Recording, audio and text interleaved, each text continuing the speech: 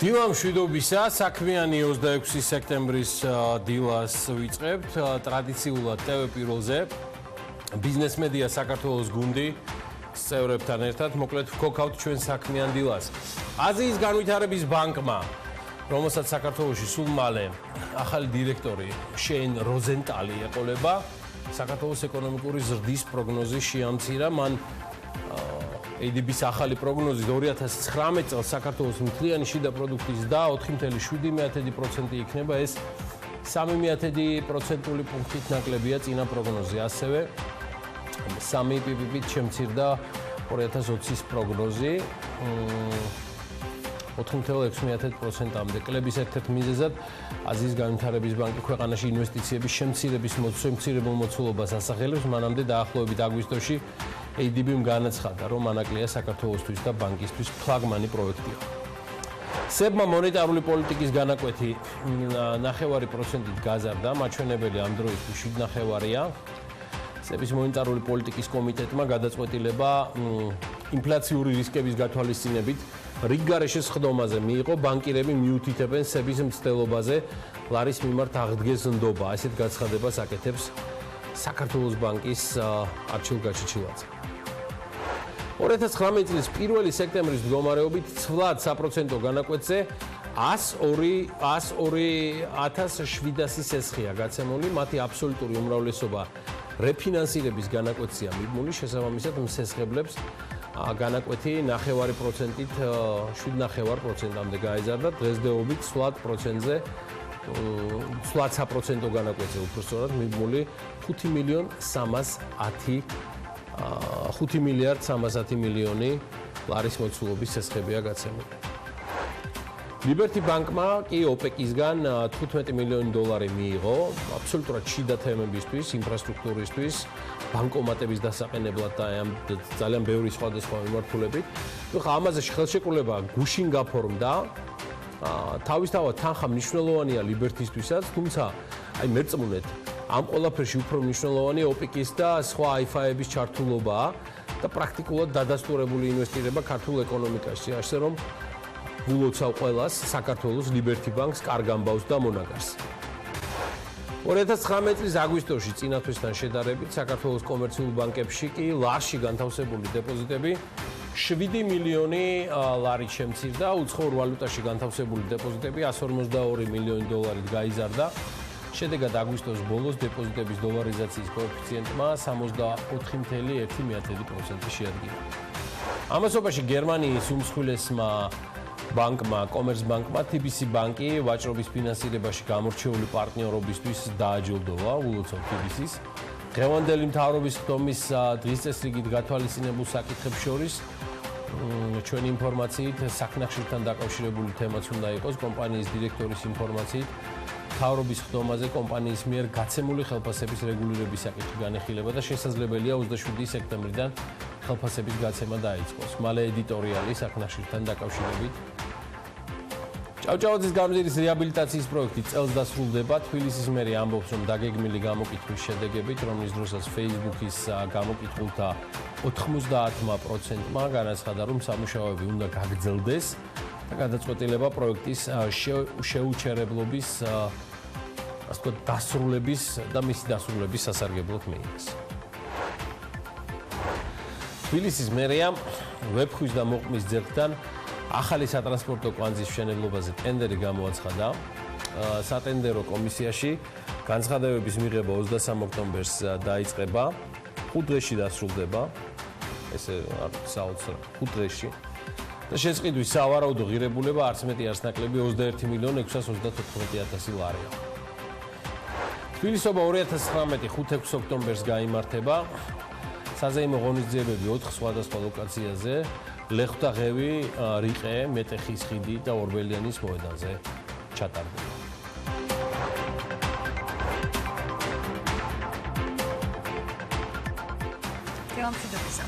დილამშვიდობის ყველას. მოგესალმებით TV Pirveli სტუდიიდან. მე გიორგი ისაკაძე ვარ, ეს ანა ლაპიაშვილი ვარ. ანა ლაპიაშვილი. მე ანა ლაპიაშვილი ვარ, ეს გიორგი ისაკაძეა და ეს საქმიანი დილა TV Pirveli-ზე, რომელიც ძალიან ბევრ საინტერესოს გიმზადებთ მომდევნო 3 საათის განმავლობაში. ბევრი თემა გვაქვს, რომლითაც გადავწყვიტეთ, რომ დღევანდელი დღე ამოვქოქოთ ზუსტად 10 საათისთვის. გვექნება პირდაპირ ჩართვა უკვე ინგოროყვაშვიდიდან, დიახ, სახელმწიფო კანცელარიიდან, სადაც საქართველოს მთავრობის ხდომა გაიმართება.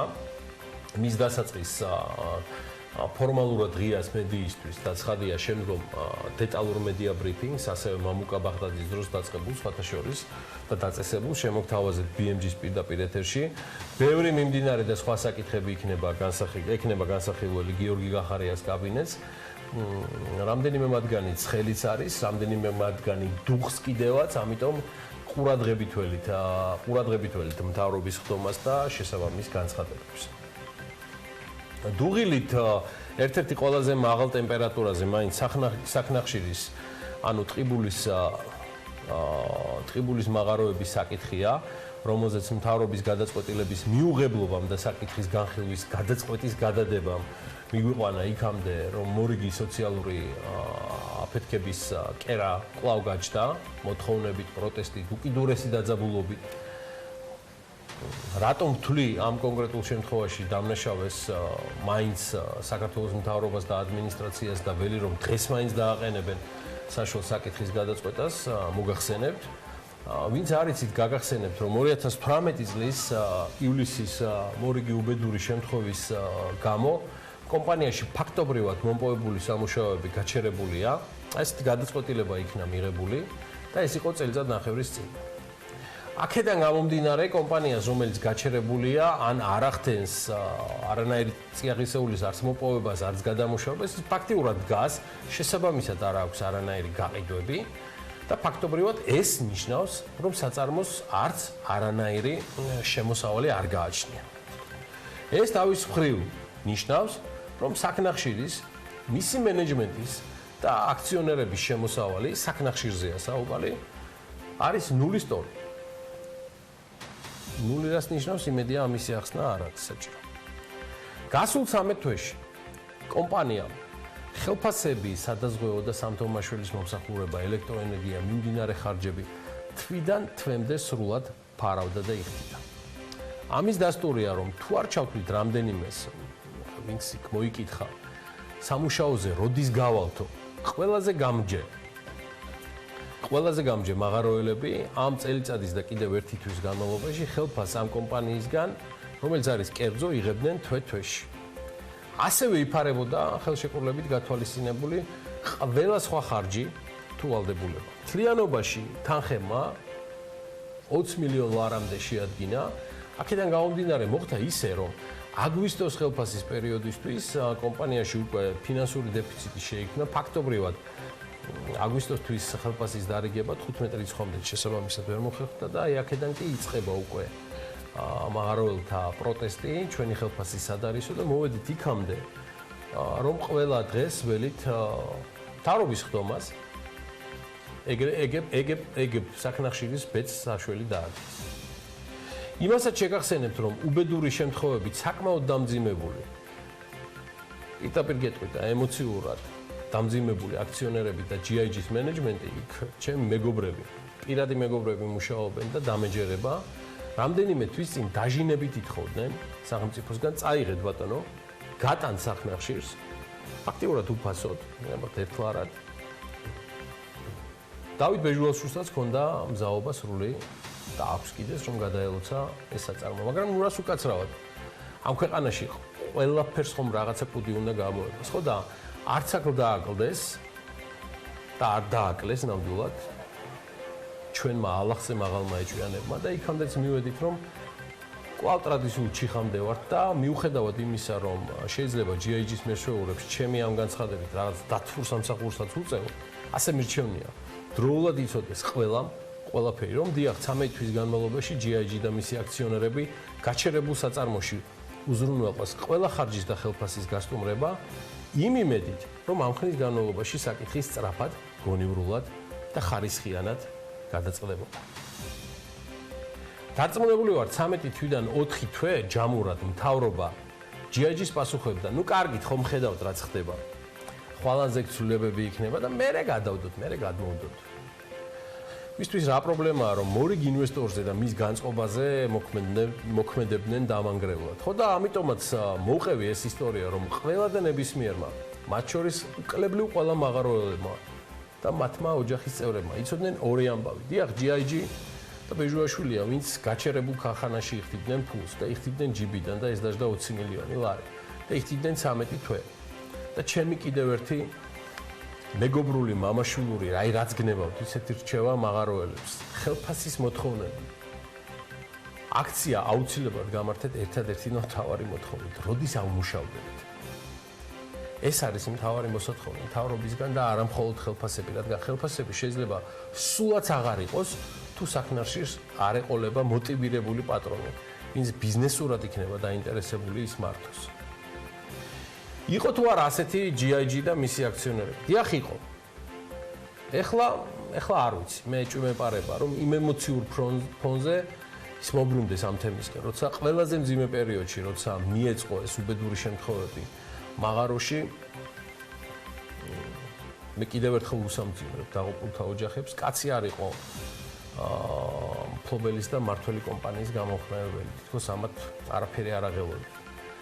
რაც უზრუნველყოფდა რომ მაღაროელებს ექნებოდათ გარანტირებული და ღირსეული უსაფრთხო სამუშაო და საქმეს გაკეთდებოდა. ეხლა ყველაფერი არის მთავრობის ხდომაზე დამოკიდებული, მან გადაწყდება და დაველოდოთ. მე მაინც გიორგი გახარიას სწრაფი და გამჭრიახი გადაწყვეტილების იმედი მაქვს თან იმის გათვალისწინებით, რომ არსებობდა კონკრეტული ბიზნესი, რომელიც მზად იყო საკნახშირი აეღო საკუთრებაში და გადაებარებინა. დაველოდოთ მოვლენების განვითარებას მიუხედავად იმისა, რომ გარკვეული ლოგიკით ვფლობ სრულ ინფორმაციას, მე არ ვსურს ჟურნალისტურად დავასწრო მოვლენებს, ოღონდ გამოვიდეს საქმე და მაღაროელებს სტაბილური სამსახური და ღირსეული. შედარებით უსაფრთხო შრომა და ანაზღაურება მიიღო. კიდევ ამბავი და ისევ ანაკლია, ამ კვირაშიც აქტუალური იყო. ჩვენი პორტი, რომელიც დარწმუნებულია, რომ აუცილებლად აშენდება. პორტის გარდა აქტუალური იყო ანაკლიასითის თემაც. ჩემო მეგობარმა ქეთი ბოჭორიშვილმა ისარგებლა, რომ დღენახევრით არ ვიყავი საქართველოში და იაპონელ პარტნიორებთან ერთად BMG სტუდიას ეწვია ანაკლიაში ჩაიყვანა ეს პატიოსანი ხალხი, ხელშეკრულებებიც აფორმეს. ანაკლიის თემა სუპერ აქტუალური იყო ამ კვირაშიც საერთაშორისო საფინანსო ორგანიზაციებისთვის.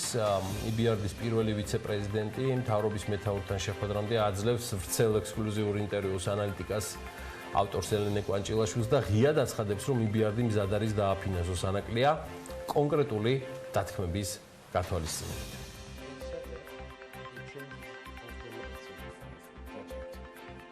I think it's fair to say that Anaklia ალბათ სამართლიანია ვთქვათ, რომ ანაკლია ძალიან მნიშვნელოვანი პროექტია.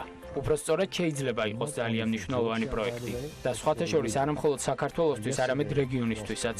გუშინ სომხეთში ვიყავი, სადაც მთავრობისა და კერძო სექტორის წარმომადგენლებს შევხვდი და ისინიც მელაპარაკდნენ, რამდენად მნიშვნელოვანია ანაკლიის ღრმაწყლოვანი პორტის პროექტი. მიუხედავად ამისა, დღეს ის ვითარებაა, როცა საუკეთესო სტრუქტურის ძიება მიმდინარეობს თუ როგორ უნდა განხორციელდეს ეს პროექტი. შეხვედრა მქონდა თქვენს პრემიერ-მინისტრთან და განვაცხადე, რომ ჩვენ მზად ვართ ჩავერთოთ ანაკლიის პროექტში თუ მივაგნებთ კომერციულად გამართულ გადაწყვეტას. What would it mean? რას გულისხმობთ? რას ნიშნავს ჩართვა და კომერციულად გამართული გადაწყვეტა? ეს ძალიან მნიშვნელოვანია. I cannot tell you that because დეტალებს ჯერ ვერ გეტყვით, რადგან ეს ყველაფერი დამოკიდებულია რა გადაწყვეტილებას მიიღებს მთავრობა, რა გადაწყვეტილებას მიიღებენ პროექტის სპონსორები, კომერციული პარტნიორები. იდეალურ ვითარებაში EBRD-ის ჩართულობა საჭირო შეიძლება არც გახდეს. იცით, რომ EBRD განვითარების ბანკია და მხოლოდ მაშინ ერთვება საქმეში, როცა კომერციულ ბაზარს პოტენციალის ათვისება არ შეუძლია. ამას ჩვენ ასე ვუწოდებთ დამატებითი ჩართულობის საჭიროებას. ჩვენ ვუთხარით პრემიერ-მინისტრს, რომ თუ კომერციული ბაზარი ამ პოტენციალს ვერ აითვისებს და ჩვენ გვესმის, რომ ეს ძალიან კარგი პროექტია, ჩვენ მზად ვართ შევასრულოთ ჩვენი როლი. to actually play our role. იმედია გასაგებია. შეიძლება არა, თუმცა ახლა კიდევ ერთ ამბავს მოგიყვებით. რატომ არ არის ჩვენთვის უცხო, რომ ანაკლიას კონტრაქტი არ იყო მიმზიდველი IFA-ებისთვის, ინვესტორებისთვის, წესით თქვენთვისაც არ უნდა იყოს უცხო ეს ამბავი. Forbes კვირისთვის ექსკლუზიურ ინტერვიუში ჯერ კიდევ რამდენიმე თვის წინ ჯერ კიდევ ბიზნესმენი მამუკა ხაზარაძე პირადად მე მიყვება რომ ხელშეკრულება რომელსაც ხელი მოეწერა ანაკლიას კონსორციუმის და მთავრობას შორის არ არის კომერციულად გამართული და ის არ იძლევა საშუალებას რომ მოხდეს აკრედიტება. Idi მოვისმინოთ და გავიხსენოთ რას ამბობდა ჯერ კიდევ რამდენიმე თვის წინ მამუკა ხაზარაძე და ვისაც არ გახსოვთ შედეგი გაგაოცებთ. იურიდიულმა კომპანიამ ბეიკერ მაგენზემ გითხრა რომ ამ ხელშეკრულებაზე ხელის მოწერა არ შეიძლება, რამე თუ ეს არ არის bankable.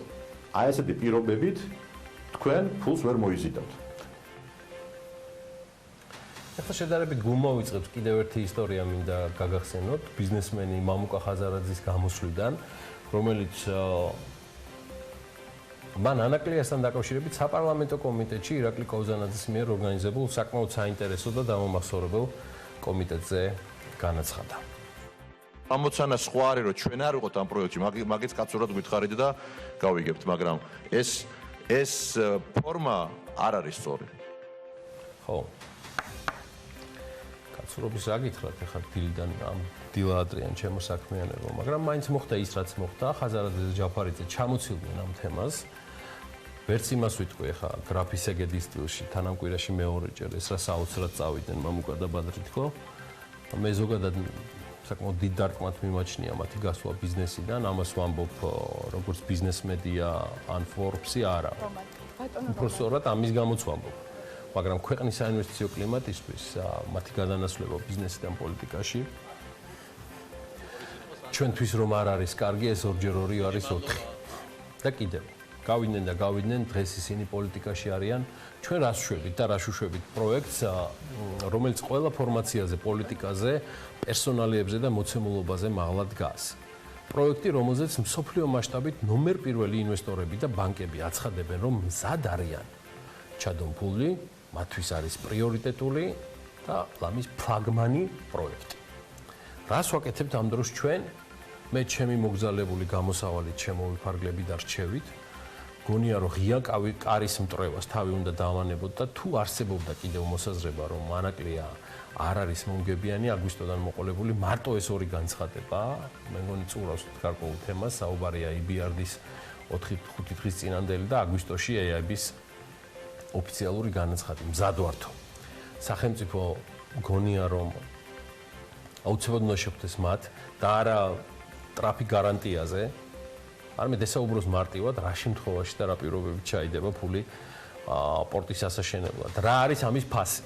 მათ შორის პერსონიფიცირებული თუ არის ასე საკითხი დაყენებული იმის გამო რომ თემაზე არ იყოს სპეკულაციები საქართველოს მთავრობის ადგილას ყველა შეხვედრაზე უკლებლივ დავისწრებდი კონსორციუმის წარმომადგენლებსაც და მათთან ერთად მოვისმენდი და შემდგომ მოვახდენდი რეაგირებას მოსმენელზე. ფაქტია, ხელშეკრულება შესაძლებელია. სახელმწიფოს აქვს საკვანძო როლიც და აქციაც ამ პროექტში. შესაბამისად, მათ დარჩათ ერთადერთი მოქმედება და გადაწყვეტილების მიღება აი ამ დათქმებით. სახელმწიფოს და თუ მას სურს ანაკლია აშენდეს აი ამ შემადგენლობით და განლაგებით, სადაც აღარ არიან წარმომადგენლობით დონეზე, ხაზარაძე და ჯაფარიძე, ისინი რჩებიან აქციონერებად. მოკლედ, თუ მთავრობა სურს ერთკვირიანი აქტიური კომუნიკაციით საერთაშორისო ბანკებთან, კონსორციუმთან და შესაბამის თავის სამსახურებთან ერთად, როგორც ჭეშმარიტ PPP მოდელის საზოგადოებას შეეფერება, შეუძლია ეს საკითხი დახუროს შეუძლია ღირსეულად, თუმცა ამ თემაზე იმდენად ბევრი რამ დაიკარგა, რომ ღირსებას მგონი აღარავინ არჩივის. მთავარია გაიმართოს კონტრაქტი და არ უნდა ეხა ამას ბევრი ტრაფიკ გარანტიით ტვინის წაღება. მნიშვნელოვანი თემაა ეს, ცალსახად ძალიან მნიშვნელოვანია, მაგრამ მაინც დეტალია. კარგი, ეს გამოვყავი მთავარი თემებიდან, თორემ იმდენია ამბავი, რომ მთელი დღე და ღამეც გაუჩერებლად მუშაობს BMG-ის გუნდი სოციალისტური შრომის გმირებივით. ესეც გამოყოლილი მაქვს. არ ვიცი რამდენად დამკვრელური ტემპით მიდის მე როგორც ვიცი ზუსტად რომ დამკვრელური ტემპით მიდის წელს რთველი, უბრალოდ ვიცი რომ ძალიან კარგი შედეგები გვაქვს და ეხლა შაშანდელი მოცულობის და რაოდენობის დაბინავებას თუ ვერ მოვახერხებ ეს შეიძლება არ იყოს რაიმე განსაკუთრებული პრობლემა, ყოველ წელს ვერ გვიქნება ერთნაირად მაღალი შედეგები, მაგრამ ყველანაირი წინასწარი მონაცემებით ანა წელსაც ძალიან კარგ მოსავალს ველოდებ. წინასწარი და მიმდინარე მონაცემები ამის უთყვარი დასტურია გიორგი.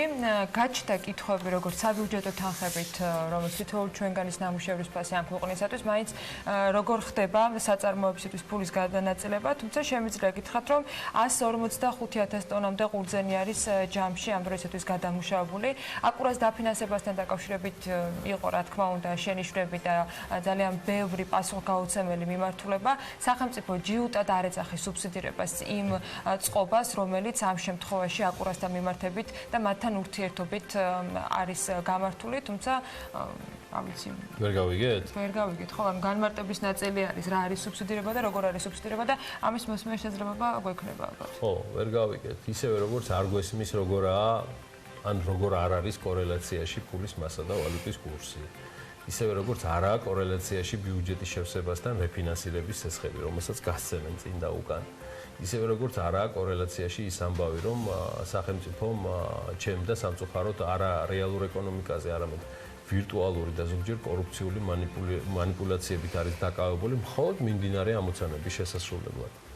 ეს არის სიმართლე და ამაზე სხვა დროს და ჭარბადაც მანამდე კი ისევ რთველი და ისევ ბარაკა აკაურობას. ხო, რთველზე წაღან ვახსენე კიდეც შემიძლია გითხრათ, რომ გუშინდელი ბოლო მონაცემებით, როგორც გითხარით, 155,000 ტონამდე ყურძენია გადამუშავებული და ბოლო 1 კვირის განმავლობაში ყურძნის გადამუშავების დღეღამური მაჩვენებელი იყო დაახლოებით 10-დან 12,000 ტონის ფარგლებში. ლევან მეხუზლა ტრადიციულად კახეთში არის ამ პერიოდში და ის ტელეფონით შემოგვიერთება საქმიანი დილის ეთერში, როგორც რთველი საორგანიზაციო შტაბის ხელმძღვანელი. დილა მშვიდობისა ბატონ ლევან, მადლობა იმისთვის, რომ ხართ საქმიანი დილის სტუმარი და მოდით გავაახლოთ ინფორმაცია, როგორ მიდის რთველი. მე ვახსენე, რომ 155,000 ტონა არის გადამუშავებული. ეს იყო ბოლო ინფორმაცია, ხომ არ შეგვიძლია მოცულობებთან დაკავშირებით რაიმე დამატებითი თქო ცნობები მივაწოდოთ ჩვენს მაყურებელს. ბატონო, მოგესალმებით მშვიდობისა. მოგესალმებით მაყურებელს რიგში. დღეს დილის მონაცემებით 155,000 ტონამდე უკვე გადამუშავებული. მათ შორის მეტი დილით დაახლოებით 95,000 ტონა ეს გახლავთ რკატითელი და დაახლოებით 45,000 ტონა ეს არის საფერავი.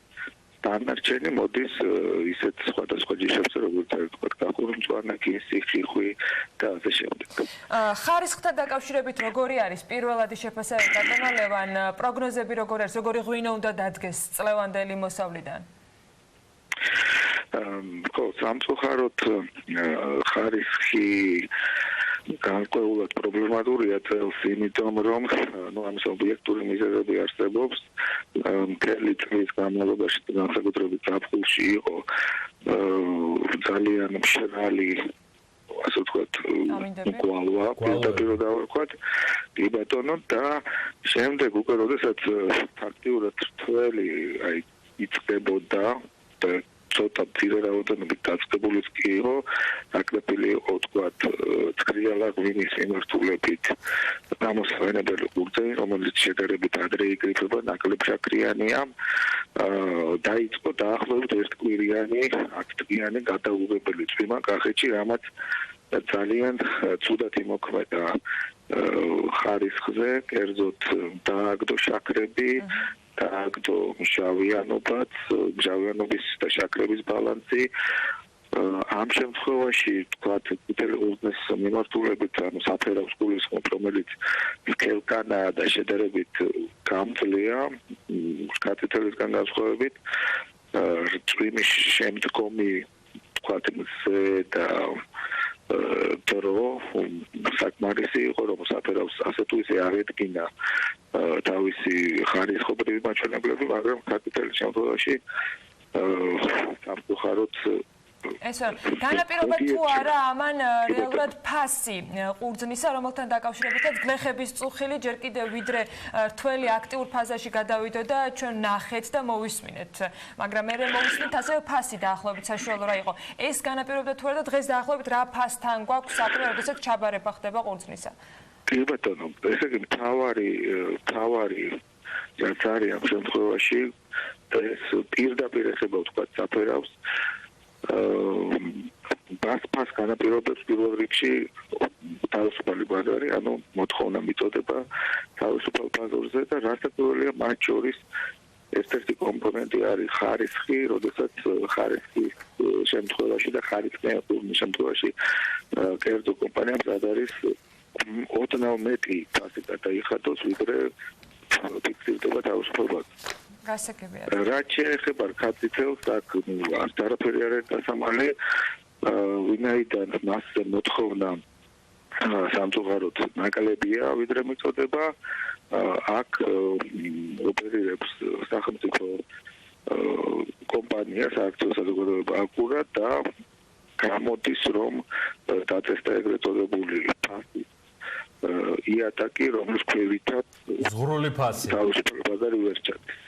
აკურასთან დაკავშირებით ბარემაში მოდით განმარტება გავაკეთოთ ჩვენ შესავალშიც ვახსენეთ რომ ის თანხა რომელიც აკურას შემთხვევაში სახელმწიფოსგან არის გაცემული რიგ შემთხვევებში აღქმული არის როგორც სუბსიდირება მაგრამ ამას სახელმწიფო კატეგორიულად უარყოფს მაშინ რა ფორმის თქვა თანამშრომლობაზე გვაქვს საუბარი საიდან მოდის ეს თანხა და სად მიდის შემდეგ ის პროდუქტი რომელსაც აკურა ამუშავებს პირველ რიგში მინდა სრული პასუხისმგებლობით გამოცხადო რომ არც ერთი კაპიკი ბიუჯეტიდან აკურასთვის არ არის გამოყოფილი ზოგადად ის მოთხოვნა გამარტივებულ შესყიდვაზე რომელიცაც აკურა მიმართავს ხოლმე მთავრობას ხშირად აგიქმება თითქოს ის ფულს თხოვს მთავრობას ესე არ არის საქმე იმაშია რომ აკურა როგორც სახელმწიფო საწარმო ვალდებულია ჩაატაროს ტენდერი შესყიდვებზე თავისთავად ხარია რომ კურსზე ტენდერის ჩატარებებს ვერ დაიწყებს აქედან გამომდინარე ის მიმართავს მთავრობას რომ ამ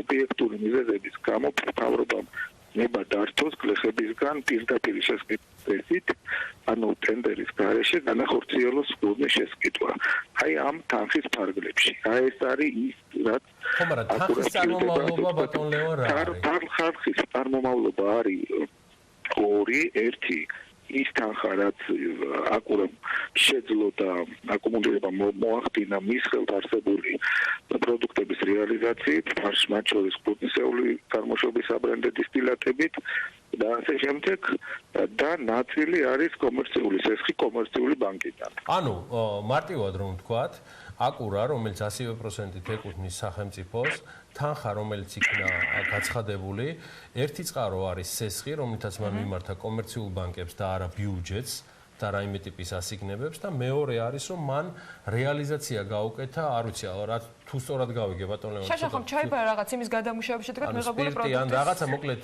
პროდუქტი, რომელიც მას გააჩნია. სწორად გავიგე ბატონ ლეონი. დიახ, აბსოლუტურად სწორად. ანუ ასიგნებებთან რაიმე ტიპის ეს იქნება სოფლის მეურნეობის სამინისტრო და აი მე სხვა ტიპის დამატებითი დაფინანსება, აკურას შეხება და არანაირი მიღებული ფონდები აღარ ქონია. არა, აბსოლუტურად აკურა არის კიდევ ერთხელ ვიდახი სრულად ну დამოუკიდებელი არის გასაგრუელი სახელმწიფოა, მაგრამ არის როგორც კომერციული ისე იმართება თავისი მენეჯმენტი ისე იმართება ერთადერთი ამ შემთხვევაში ჩარევა რაც ხდება ეს არის აი ფასთან დაკავშირებით როდესაც აკურა რაღაც ფასს დააწესებს თავისთავად ხარია კერძო სექტორი იმის გვერდით ვერ ჩადის გასაგები და ბოლო კითხვა და ძალიან მოკლე პასუხი ბატონ ლევან თუ შეიძლება იმიტომ რომ ამასთან დაკავშირებით წუხილები იყო და ასევე მინდა რომ საქმიანი დილის მაყურებელს განუმარტოთ იყო შემთხვევა როდესაც ადგილობრივმა მედიამ დაწერა სასწორებთან დაკავშირებული პრობლემის როდესაც ერთ-ერთი კომპანიის შემთხვევაში გამოვლენილი იყო ფაქტი როდესაც სასწორი არასწორ წონას აჩვენებდა და ამბობდნენ რომ გლეხებს დააკლდათ აქედან გამომდინარე შემოსავალი ადასტურებთ თუ არა ამ შემთხვევას და რა ბერკეტი გაქვთ თქვენ რომ მსგავსი ფაქტები იყოს გაკონტროლებული კი ბატონო, მოგახსენებთ, რამდენიმე შემთხვევა დაფიქსირდა, როდესაც ელექტრონულ სასწორზე იყო დამონტაჟებული, ასე ვთქვათ, რაღაც სამართავი ჩიპები, ხა მე ზუსტად ვერ დავარქვი, შეიძლება სწორ სახელს არ ვეძახი, იმიტომ რომ არ ვარ სპეციალისტი ამ დარგის, მაგრამ აქ პირიქით იყო, ანუ ეხლა მიმდინარეობს გამოძიების მიზნებიდან გამომდინარე მე დეტალებს ვერ დავასახელებ, უკვე შესაბამისი ორგანოების ასე ვთქვათ ხელშია ეს საქმე, თუმცა წინასწარი მოცემულობით იყო პირიქით ეს იყო რაღაც გარკვეული ჯგუფი, რომელმაც მოახერხა სხვადასხვა საწარმოებში ამის დამონტაჟება და პირიქით აზარალებდა საწარმოებს და არა ბუდლეხებს. გასაგებია. ბატონ ლევან, ბოლო 250.000 ტონასთან დაკავშირებით, რაც თუ არ ვცდები 2018-ის მაჩვენებელია, იყო ერთგვარი სკეპსისიც და იყო მაინც სურვილი, რომ იქნებდა გამოვიდეს თქო. მე ამიტომაც მქონდა შესავალში, რომ არ შეიძლება ყველა წლის მოსავალი გნებავთ ხარისხიდან, გნებავთ რაოდენობით გავდეს ერთმანეთს. თქვენ როგორ ატყობთ, მიიღწევა მაინც ეს მაჩვენებელი? დაახლოებით ამის ფარგლებში იქნება. ამის ფარგლებში იქნება წინასწარი მონაცემებით. ნახოთ, აქვე მინდა დავწერო რომ ჩვენ დიახ, ბრძანეთ ბატონო. აქვე დიახ დავწერო რომ ჩვენ მათ შორის შარშანაც არის 250.000 რაც თქვენ ბრძანეთ, ეს არის ის ხურჯენი, რასაც ღვინის ეროვნების სააგენტო ასე ვთქვათ აღწერს და რომელიც მუშავდება კომერციული მიზნებისთვის.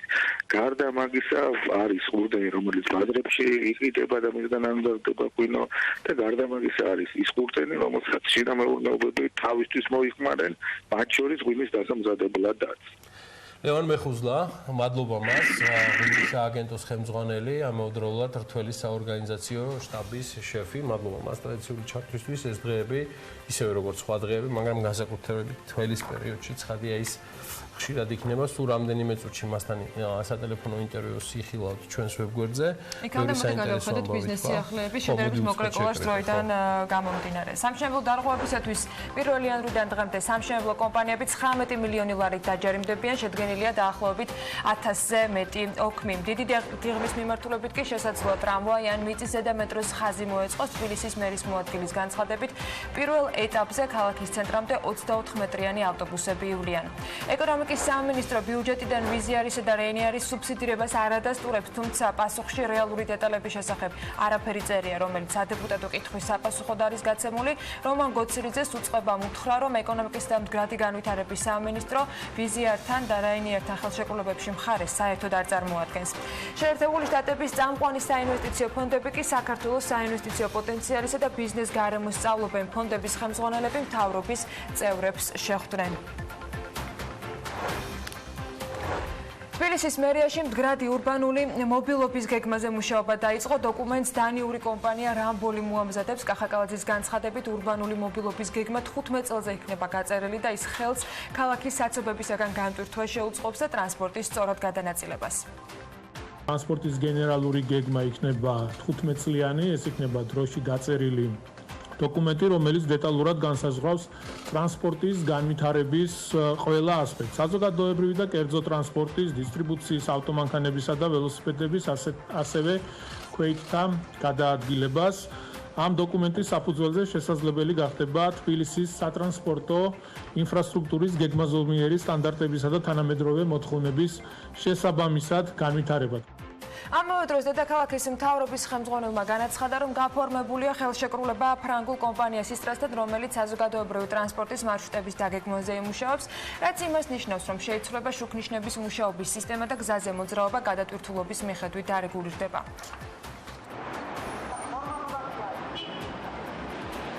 თქვენ იცით, რომ ჩვენ ფრანგულ კომპანია სისტრასთან გვაქვს ხელშეკრულება, რომელიც ასევე მუშაობს ტრანსპორტის მიმართულებით, თუმცა განსხვავება ამ ორ კომპანიას შორის და სამუშაოს შორის არის ის, რომ პირველი აი სისტრამ მხოლოდ საზოგადოებრივი ტრანსპორტის მარშრუტების დაგეგმარებას ითვალისწინებს, ხოლო ეს მეორე რამბოლი დანიური კომპანია სტრატეგიულ დოკუმენტზე იმუშავებს და იქნება მთლიანად ქალაქში მოძრავ ტრანსპორტს მოიცავს. მთავრობის ხდომამ კალაძის კრიტიკული განცხადებებით იყო დატვირთული მერმა დაგვიანებული და გაჭიანურებული ინფრასტრუქტურის სამუშაოების გამო კონტრაქტორი კომპანიები გააკრიტიკა. კონკრეტულად ორ პროექტს შეეხო, ესენია გლდანში, ხიზანიშვილი ვეკუას ქუჩებზე მიმდინარე სამუშაოები და კიკვიძის ბაღში მიმდინარე სამუშაოები. თბილისის მერი ამბობს, რომ თუ სამუშაოები დროულად არ დასრულდება და კიდევ ერთხელ მოხდება შემთხვევა, როცა ადგილზე ტექნიკა გაჩერებული დაფიქსირდება და არავინ მუშაობს, მაშინ კომპანიებთან ხელშეკრულებები შეწყდება. უნდა იყოს მოწესრიგებული და აღწეული იქნება ექსპერტები მოწესრიგებული იქნება სამი. თბილისის მერს კონტრაქტორი კომპანიების წარმომადგენლებმა BMG-სთან უპასუხეს, იყო დღეები, როცა ობიექტური მიზეზების გამო ვერ მუშაობდით, ასეთია ინშაათ საქართველოს ხელმძღვანელის პოზიცია კახაკალაძის კრიტიკაზე, რომელიც კიკუძის ბაღში ახორციელებს სამუშაოებს. ის აღნიშნავს, რომ ზოგიერთ დღეებში შეჩერებულია სამუშაო პროცესი, რაც მათთვის აბსოლუტურად მიუღებელია. არგუმენტებს შორის ასევე გუშინ მოვისმინეთ ისიც, რომ პირველად პროექტში ცვლილება დედაქალაქის მთავრობამ შეიტანა და დროში სამუშაოების გაწევა სწორედ ამანაც გამოიწვია. საუბარი ამ შემთხვევაში გლდანში მიმდინარე სარეაბილიტაციო სამუშაოებზე. იყო რაღაც საკითხები გადასაწყვეტი, მათ შორის ამ ტერიტორიაზე უამინდობის პერიოდში შეუძლებელია მუშაობა. დღეს მდგომარეობით სამუშაოები ინტენსიურად მიმდინარეობს. ობიექტზე მობილიზებული არის ფაქტიურად 2 ათეული მექანიზმი, მუშახელი. თვლით, რომ ვადებში ჩავეტევით. 25 სექტემბერს დმანისის რაიონის სოფელ სარკინეთში შვეიცარიული აგრარული სკოლა კავკასიის პრეზენტაცია გაიმართა. სკოლა კავკასია უპრეცედენტო არაკომერციული კერძო ინიციატივა გახლავთ საქართველოს პროფესიული განათლების სფეროში, რომელიც მიხეილ სვიმონიშვილის, თინათინ მახარაძისა და მათი შვეიცარელი თანამოაზრის ფილიპ ეგერის მრავალწლიანი მუშაობის შედეგი არის. შვეიცარული სტანდარტის მიხედვით შექმნილი კოლეჯი სპეციალიზებული იქნება მეცხოველეობაში, რძისა და ყველის გადამუშავებაში. ეს არის შეიძლება ითქვას ისტორიული დღე ჩვენი ქვეყნისთვის, ჩემთვის პირადად, რადგან ძალიან დიდი ხანია მე მინდოდა რომ ჩვენს ქვეყანას ქონოდა მაღალი ხარისხის პროფესიული სასწავლებელი. ეს არის კერძო ინიციატივა ჩემი და ჩემი შვეიცარიელი მეგობრების, რა თქმა უნდა, სოფლის მეურნეობის სამინისტროს ბატონ ლევანი იდეის დღიდან გვერდში მიდგას. პირველი ეტაპი ჩვენ დავასრულეთ. ყველაზე ცნობილი შვეიცარული პროფესიული სასწავლებელი, რომელსაც 200 წლის გამოცდილება აქვს, პლანტახოფის მთლიანი ხელმძღვანელობა ჩამოსული არის და პლანტახოფი იქნება ჩვენი პარტნიორი.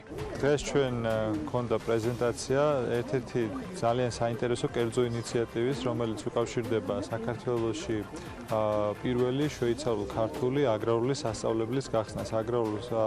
ეს ქართულ-შვეიცარული აგრარული სკოლა იქნება ძალიან მნიშვნელოვანი ზოგადად მეცხოველეობის განვითარებისთვის, იმიტომ რომ როგორც იცით, ყველაზე მეტად რაც გვაკლია, ეს არის თანამედროვე ტექნოლოგიების ცოდნა. ახლა უკვე დრო არის, რომ გარემოს ეროვნული სააგენტოს მიერ მოწოდებულ ინფორმაციას გავაცნოთ და გავიგოთ, როგორი ამინდი გველდება მთელი საქართველოს მასშტაბით და მათი ინფორმაციით ჩავიზღოს ჩრდილო-დასავლეთიდან მოქმედი გრილი ჰაერის მასების და სამხრეთიდან გავრცელებული თბილი ჰაერის მასების ურთიერთქმედებით არის დღევანდელი ამინდი განპირობებული. რიგ შემთხვევებში ხანმოკლე წვიმას ველოდებით ელჭექით, აღმოსავლეთ საქართველოს უმეტეს რაიონში და სავარაუდოდ იქნება ქარიც. სოხუმში წვიმა ნავარაუდებით 24 გრადუსი, ისევე როგორც ბათუმში და 23 გრადუსი დაფიქსირდება. მაქსიმალური ტემპერატურა ქობულეთში 22 გრადუსი იქნება, ქუთაისში 25, ზუგდიდში 24, ანაკლიაში 23, ოზურგეთში 26, ონში 21 და გორში 24 გრადუსი. ცხინვალში დღის განმავლობაში მაქსიმალური ტემპერატურა 23 გრადუსია ნავარაუდები, მარნეულსა და რუსთავში 26 გრადუსი იქნება, ახალციხეში 24, ბორჯომში 22 და ბაკურიანში 16. ახალქალაქში მაქსიმუმ 17 გრადუსს მიაღწევს ტემპერატურა, სტეფანწმინდაში 14 გრადუსამდე გათბება ჰაერი, თელავში შესაძლოა იყოს ხანმოკლე წვიმა ელჭექით და 26 გრადუსი დაფიქსირდება დღის განმავლობაში. დედაქალაქს რაც შეეხება დრო გამოშვებით ღრუბლიანობა მოიმატებს თბილისში, შესაძლოა იყოს ხანმოკლე წვიმა ელჭექით. იქ როლებს ჩრდილო-დასავლეთის მიმართულების ქარიც და ჰაერის მაქსიმალური ტემპერატურა 27 გრადუსი იქნება. ასეთი ამინდი გველდება 26 სექტემბერს და ის ჩვეულად საქმიანი იწყება, რომელიც სულ რამდენიმე წუთში რეკლამის შემდეგ უკვე პირველ სტუმრებს უმასპინძლებს დაგვალოდეთ.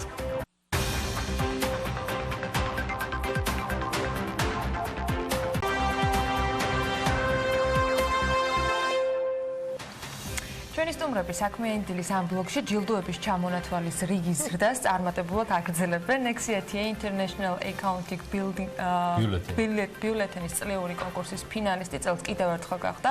წარმატებები ქვეყნის ფარგლებს გარეთ და მასშტაბური პროექტების სამშობლოში მათ პორტფელში ყველა ჯერზე ახლს და საინტერესოს აღმოვაჩენ. წელს მათ Nexia International Interregional Conference-ის უმასპინძლეს, რომელსაც Nexia International-ის წევრი ოფისების წარმომადგენლები უკრაინიდან, მალტიდან, ლატვიიდან და აღმოსავლეთ ევროპის სხვა ქვეყნებიდან დაესწრნენ შედეგები და შეფასებები უნდა მოვისმინოთ ჩვენი სტუმრებისგან ძალიან საინტერესო თემასთან დაკავშირებით. Ялო ღებრიშვილი და დავით ლომიძე ნექსიათიაის პარტნიორები ელოდებოდნენ. ხო, ისინი მორჩილად ელოდებოდნენ ეთქობა ჩემს დაბრუნებას რუმინეთიდან, ტრადიციული ფორუმიდან, რომელსაც ადგილობრივი ფორუმი ატარებს რუმინული, ანუ და ესე შევიყარეთ დილიდან ერთად, დილომშვიდობისა ბატონებო. ჩემი საუკეთესო მოკითხები ბატონ ბორის, რომელიც არ არის, არ ავსებს ამ შესანიშნავ სამეულს, მაგრამ დავიწყოთ ახლა წლევანდელი ფინალის შესახებ და შედარებით დაწვრილებით გელა თუ შეიძლება ნომინაციებთან დაკავშირებით, რომელიც ერთგვარად ახსნაც იქნება აების მთელი ამ სიტუაციის. კი, მოგესალმებით. აები არის ნომერ პირველი საბუღალტრო გამოცემა, მათ ყოველწლიურად აქვს ეს შემაჯამებელი გალასაღამო და აქვს ნომინაციები. ჭყალებში აუდიტორიის ოსკარსაც ვეძახით, ამას ერთგვარად ადრეც აღნიშნეთ. რეალურად ესეა ხო? რეალურად ესეა ხო, ეს არის წლის შეჯამება. ამაზე მაღალი რანგის მეტი არ არსებობს ოფიციალურად, ისინი აკეთებენ სოფლიო რეიტინგებს და ასე შემდეგ. წლევანდელი გალასაღამოც 3 ოქტომბერს, აი უკვე ახლავთ ერთ კვირაში დღეს ჩატარდება და იმედი გვაქვს რომ ახალ ჯილდოს წამოვიღებთ. თვითონ ნომინაციები, რაც შეეხება სულ არის 15-მდე ნომინაცია. აქედან წერს მოხდა ძალიან კარგი ამბავი და ეროვნულად 2 ნომინაციაში გავედით ფინალში. ერთი ეს არის წლის კამპანია, ანუ campaign of the year, ესეთი კამპანია, ჩვენ წლის დასაწყისში მე მგონი ამ თემით სტუმრათაც ვიყავით თქვენთან. კი, ეს არის პროექტი, რომელიც ნექსიაში გაჩნდა, გუნდში დაიბადა და განვითარდა. ეს არის პროექტი, რომელთაც ჩვენ ვცდილობთ საგადასახადო დავებში დავეხმაროთ ფაქტიურად უსასყიდლოდ ერთლარად, სიმბოლურად ერთლარად სოციალური პროექტის გულისხმობ, იმიტომ რომ კომპანიას, რომელსაც არ აქვს საშუალება ან იდაოს, ან ითიაოს მაღალკვალიფიციური აუდიტორია, ან დაერიცხა ესეთი თანხები, რომელიც არაადეკვატურია მის ზრუნვებთან დაკავშირებით და ასე შემდეგ. ეს კამპანია ჩვენ წარვადგინეთ ამ ნომინაციაზე და აღმოჩნდით ფინალში საკმაოდ დიდ კონკურენციაში. ეხლა ამ კონკრეტულ შემთხვევაში 3 კომპანია არის სოფლიოს მასშტაბით, ერთი ბრაზილიიდან და ერთი ინდოეთიდან თუ არ ვცდები, ნომინირებული და ერთი საქართველოსთან. ანუ აი ბობულა ქვეყნებში ჩვენს დავერიეთ და ძალიან გვიხარია. იმედი გვაქვს რომ გავიმარჯვებთ. თუმცა მიუხედავად შედეგისა, საერთოდ ჩვენმა სათავეობისმა ოფიციალური რელიზი დააგზავნა მთელ ქსელში 120 ქვეყნის მასშტაბით, რომ ეს უკვე ძალიან დიდი წარმატებაა.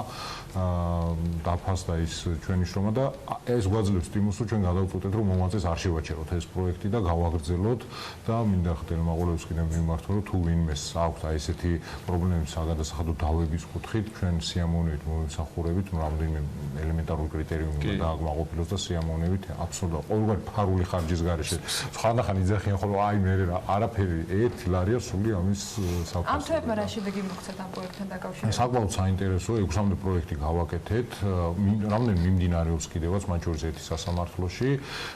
გვაქვს რაღაც წინსვლებიც, მოგებებიც, მოვიგეთ რამოდენიმე кейსი.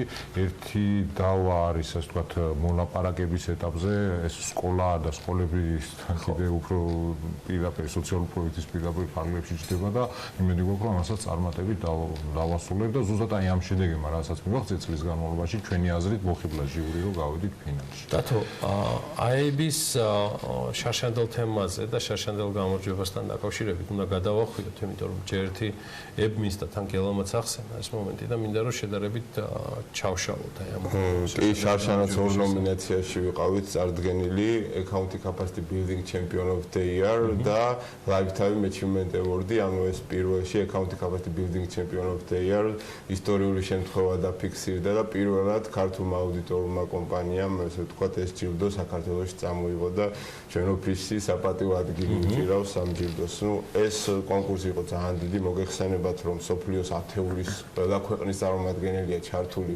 სოფლიოს მასშტაბით და ხა აქ გამარჯვება არ არის ნამდვილად ძალიან რთულია. კონკურსანტი ჯიურიც არის საკმაოდ მკაცრი, აქ ეს გამარჯვება ბევრმა ფაქტორმა განაპირობა, ნუ პირველი ის, რომ ბუღალტერიის მიმართულება ნექსიათიისთვის განსაკუთრებით მნიშვნელოვანია და ძალიანძლიერად ჰქონდა ეს განვითარებული, ან კარგად ვახაწყობილი სისტემა და ყავს უამრავი და მაყოფილი დამკვეთი. გარდა ამისა, ნექსი აკადემიის მეშვეობით ჩვენ არაერთი ადგილობრივი საერთაშორისო კონფერენცია ჩავატარეთ, მათ შორის ჩვენ გერმანელ და იტალიელ პარტნიორებთან ერთად, რომ ამ პროფესიის ცნობადობა, ასე ვთქვათ, და ამ მიმართულებაში დასაქმებული ხალხის განვითარებისთვის გარკვეული თანასწორები უსასყიდლოდ გავაკეთეთ, მათ შორის ნუ ასევე აკადემიაში უამრავი ტრენინგი მივიდი სხვადასხვა მიმართულებაში და ამანაც ალბათ გარკვეულწილად განაპირობა ეს წარმატება და გარდა ამის ასევე თარგმნეთ პირველი სახელმწიფო საერთაშორისო დაბეგვრის და ეს ყველაფერი ერთდროულად მაღალიც და სხვა შორის დასაქმების ძალიან მაგალი კოეფიციენტი იყო, ანუ სტაჟირებიდან 95% ჩვენ კომპანიას საქმდება ამ პროფესიაში და ჯამში თანამშრომლობა თანამშრომლად და ჯამში ამ ყველაფერმა უკვე განაპირობა რომ საქართველოში მოხდა ესეთი უნიკალური შემთხვევის დაფიქსირება ჩვენმა კომპანიამ ეს სოფლიო მასშტაბის ნომერ პირველი ჯილდო ესე თქვა საქართველოში წამოვიდა. კარგი, სანამ მართლა მიმდინარე რამდენიმე თემაზე, იმიტომ რომ თქვენი აზრი და სტუმრობა არ შეიძლება რომ იგივე დღეს ცვლილებებთან დაკავშირებით და ეს გამოვტოვოთ, მაგრამ დათოსთან მინდა ისევ უკვე ჩატარებული საუბარი ინტერრეგიონალურ კონფერენციაზე, რომელიც ასევე დაანონსებული მქონდა სხვა. კი, ნამდვილად და ასევე არის საუბარი ძალიან მასშტაბურ კონფერენციაზე, ჩვენს მაყურებელს მინდა უთხრა, რომელიც უკვე გაისად იმართება. აი ამისი ერთგვარად თავმოყრაბება და თქონდა. ინტერრეგიონალური კონფერენცია ჩატარდა ზაფხულის პერიოდში, ჩვენთან საკმაოდ საინტერესოდ ჩაიარა, იყო საქმიანი ნაწილი და იყო ასევე ტურისტული ნაწილიც. აღმოსავლეთის წამყვანი ქვეყნები იყვნენ ჩამობრძანებული ჩვენთან და მოხდა ურთიერთგამოცდილების ერთმანეთთან გაზიარება.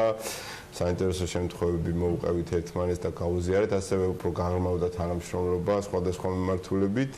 თუმცა ამასთან შედარებით გაცილებით მასშტაბური გველოდება უკვე 2020 წლის ივნისის თვეში, უკვე მოლაპარაკებების შემდგარია საქართველოს ჩატარდება, შერატონი იქნება ძირითადი ლოკაცია, სათავოფისმა უკვე გააფორმა მათთან კონტრაქტი და 5დღიანი კონფერენცია იქ იქნება. 5 დღიანი, კი, მანამდე გვექნება ანუ პრეკონფერენცია, ანუ წინა საკონფერენციო ტურები და ასევე შემდგომი რომ საქართველოს უფრო კარგად გაიცნონ ჩვენმა პარტნიორებმა, 300-მდე დელეგატი ჩამოვა ევროპა, ახლო აღმოსავლეთი აფრიკიდან, $1 მილიონზე მეტი არის აღნიშნული ჯამური ბიუჯეტი. ეს არ მხოლოდ მაის ტურიზმის მიმართულებით ამნიშნულია, არამედ ჩვენ ასევე დაგეგმილი გვაქვს, რომ ჩვენ პარტნიორებთან, ჩვენ კლიენტებს და ჩვენი ასევე უცხოელი კოლეგების კლიენტებს შორის გავაღრმავთ, ესე ვთქვათ, გარკვეული პარტნიორული ურთიერთობა და საქართველოში ინვესტიციების მოზიდვას ან სხვადასხვა მიმართულებით ბიზნესის განვითარებასაც შევუწყოთ ხელი. სანამ გადავალ თვითონ დღეს თემებზე, მე სარასის და სხვა ანუ საკითხებზე ძალიან მოკლედ მინდა სამომავლო გეგმებთან დაკავშირებით რახან მაინც მომავალი წლის ეს მასშტაბური თემა ვახსენეთ. შეიძლება თუ არა ერთგვარად თავმოყრა რა არის კიდევ pipeline-ში next-year-ის საიმისოდ, რასაც თქვენ კიდევ დამატებით გეგმავთ ღონისძიებებს. ძირითადი ღონისძიება რა თქმა უნდა ისე რომელიც დათო მახსენა ამერიკაში მოტრიალებთ არა მარტო ჩვენ არასათაოფისი, თუმცა ჩვენ ვაგრძელებთ აუცილებლად, ეხა უკვე დავიწყეთ იგივე დელეგის ნაწილში ტრეინირება, აუცილებლად გვექნება რამოდენიმე კონფერენციას გეგმავთ, ერთ-ერთი აუცილებლად იქნება საერთაშორისო დაბეგვრის და ტრანსფერ პრაისინგის, ამ კუთხით აუცილებლად ჩავატარებთ საკმაოდ საინტერესო შეხვედრებს, უკვე დავიწყეთ ჩვენ ამას ოქტომბერში, მაგრამ გვინდა რომ ერთ-ერთ საკმაოდ მასშტაბურ კონფერენციას უმასპინძლოთ ტრანსფერ პრაისინგის კუთხით. მინდა ასევე ვისარგებლოთ თქვენი ეთერი და ვთქვა, რომ ჩვენ ვაგრძელებთ ბებსების თარგმნას და საკუთარი სქელტანიანი დოკუმენტი რო იტყვიან უკვე წლის ბოლოსთვის გამოვა და ხელმისაწვდომი იქნება ფართო მასებისთვის, მათ შორის მინდა რომ უნივერსიტეტის ბიბლიოთეკებს დაურიგოთ და ასე შემდეგ. ამიტომ მომავალი წელი ასე ვთქვათ ცხელი გველოდება და რა თქმა უნდა ზრდასაც გეგმავთ გავაგრძელოთ ისე როგორც აქამდე ესე საკმაოდ მასშტაბურად. ამ სტუდიაში და მის მიღმაც ჩვენმა რამდენიმე ბლოგერმაც სხვადასხვა მოსაზრება არსებობდა და ბოლოს ყოველს ვთხოვდით რომ ფაქტია რომ იმ ცვლილებებთან დაკავშირებით რაც დღესთან დაკავშირებით მუშავდება გელა არის პოზიტივები რომელსაც ხას უსვავს პროფესიონალთა ფართო წრე საუბრობენ ასევე პრობლემატურ საკითხებზე სადაც პინა აშკარად სახელმწიფოს მხარეს არის გადაწეული თქვენი შეფასება აი დღევანდელი მდგომარეობით როგორია ეხლა ეს ცალსახად კარგი და ცუდი ძნელია, რა თქმა უნდა, ყველაფერს აქ როგორც თქვი, აქეთ იქით, მაგრამ მინდა ვთქვა, რომ საბოლოო პროექტი, აი პროცესი წარიმართა ძალიან საინტერესო და მოდი ორი სიტყვით მანდ.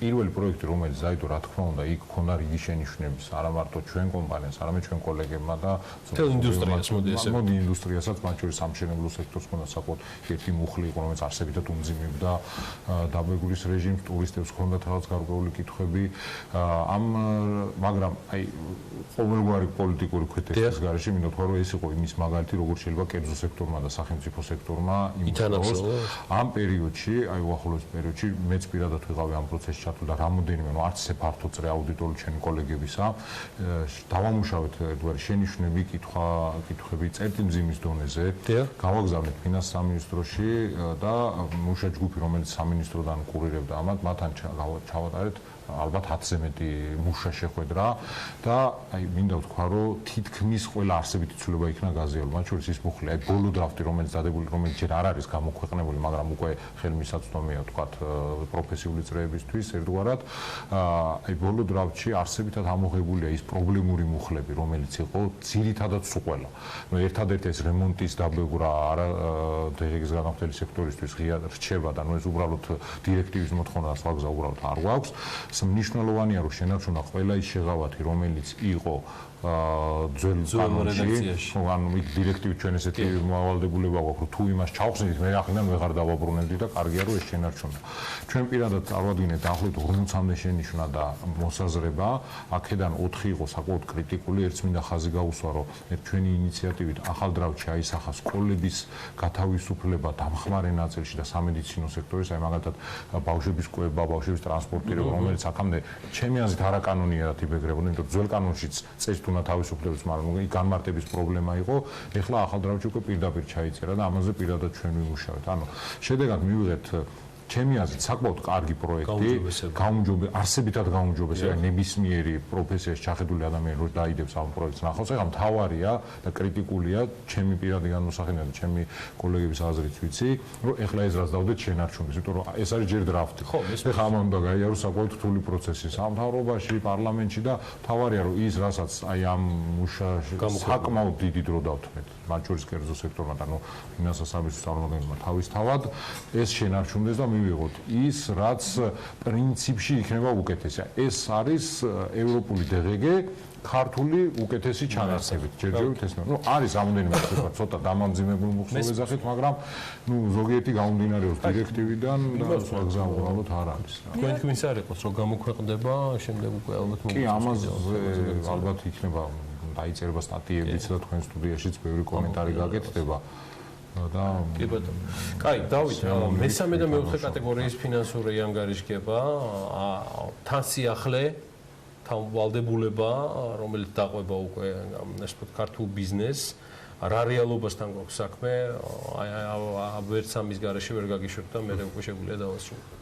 მესამე მეოთხე კატეგორიის კომპანიები წარმოადგენენ საქართველოს ბიზნესის უმრავლესობას, ანუ ფაქტიურად უმრავლესობა ბიზნესისა მესამე მეოთხე კატეგორიაში ყვება და უცებ ერთდროულად ყველას მოუწია 1 ოქტომბრამდე ამ ვადაში უნდა წარადგინოს შესაბამისი ანგარიშგება. ნუ მეოთხე კატეგორია შედარებით გამარტივებული ფინანსური ანგარიშგების წარდგენა უწევს, ხოლო მესამე კატეგორიას უწევს IFRS 4SM-ით, ან IFRS-ით შესაბამის წარდგენა. თუმცა ეს შეღავათი ის არის, რომ ამ კატეგორიებს აუდიტირება არ ევალებათ, თუმცა მიუხედავად ამისა, მაინც მნიშვნელოვანი ნაწილია ეს და ბევრი დადებითი ასპექტია. პირველი ის, რომ უწყობს გამჭირვალობას ხელს, ანუ აგრეთვე მოწესრიგებულობა ხდება, შესაბამისად სანდოობა იზრდება ფინანსური ინსტიტუტებიდან უკვე დაკრედიტების შესაძლებლობა უფრო მარტივდება, თუმცა ვისაც ახლა აღრიცხვენება არ აქვს მოწესრიგებული, ეს მაინც დამატებით ტვირთია და მინდა აღნიშნო, რომ მომართვიანობა არის ჩვენთან ძალიან დიდი. ახლა ჩვენ ამ მიმართულებით აკადემიაში უამრავი ტრენინგი ჩავატარეთ და პლუს ეხაც გრძელდება, თუმცა მიუხედავად ამისა, ისედაც ასე ვთქვათ, მაღალი დატვირთვებით ჩვენ შაბათ-კვირასაც კი გამოვაცხადეთ, იქიდან გამომდინარე, რომ ბიზნეს ძალიან ჭირდებოდა ჩვენი მხარდაჭერა, შაბათ-კვირასაც კი მუშაობენ, სხვა შორის ბორისი დღეს რო არ არის. მიზეზი ამისი არის ის, რომ აი მესამე მეოთხე კატეგორიასთან დაკავშირებით ძალიან დატვირთული სეზონი არის და აქედან გამომდინარე სამწუხაროდ ვერ მოახერხა ბორისმა ჩვენთან ერთად წამოსვლა. ნუ მნიშვნელოვანი ის არის, რომ ახლა თან სარას ანუ მაკონტროლებელ ორგანოს აქვს სანქციების უფლება თუ ვერ წარადგინენ, თუმცა იმედი გვაქვს, რომ საწყის ეტაპზე გაფრთხილებითაც აქვთ უფლება, რომ შემოიფარონ თავიდანვე სანქციებს არ დაადებენ, იმიტომ რომ დარწმუნებული ვარ, რომ ბევრი კომპანია ვერ შეძლებს 1 ოქტომბრამდე ამის წარდგენას, იმიტომ რომ ზოგმა ფორმულებების ნაკლებობა, ზოგ შესაძლებლობის ნაკლებობა აქვს და მიეცემა დამატებითი ვადა იმედს გამოვთქვავ, რომ ეს იგივე თუნდაც ოქტომბრის თვეში ან შემდგომ თვეებში წლის ბოლომდე მაინც ჩააბაროს, თუმცა ეს სახელმწიფო ორგანოზია დამოკიდებული რამდენად ამ პოზიციას დაიცავს. შეთანხმება ძალაშია ამ და სხვა მიმდინარე საკითხებზე. დიდი მადლობა. დიდი მადლობა გელან ღვიბრიშვილს, ასევე დიდი მადლობა წარმატებები გელან ღვიბრიშვილი, დავით ლომიძე, Nexiatia-ის მართველი პარტნიორები, ჩვენი პარტნიორების, მეგობრები, ძალიან საინტერესო საუბარს მათთან ვიდეო ვერსიას და შემდგომ უკვე ჩაშტილს. ნახავთ რამდენიმე წუთში PM.gz-ზე. ჩვენ ეს სარეკლამო პაუზა გველდება და რამდენიმე წუთში ბიზნესამბებით გიბრუნდებით.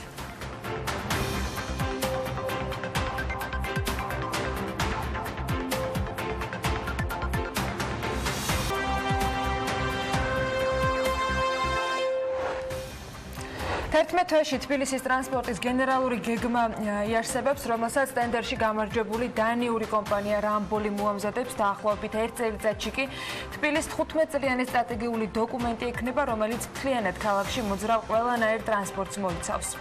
საქართველოსთან თანამშრომლობას მომავალშიც გავაგრძელებთ სხვადასხვა პროექტში, განსაკუთრებით განახლებადი ენერგიის მიმართულებით. ამასთან დაკავშირებით EBRD-ის პირველმა ვიცე-პრეზიდენტმა ეკონომიკის და მდგრადი განვითარების მინისტრთან ნათია თურნავასთან შეხვედრის შემდეგ განაცხადა.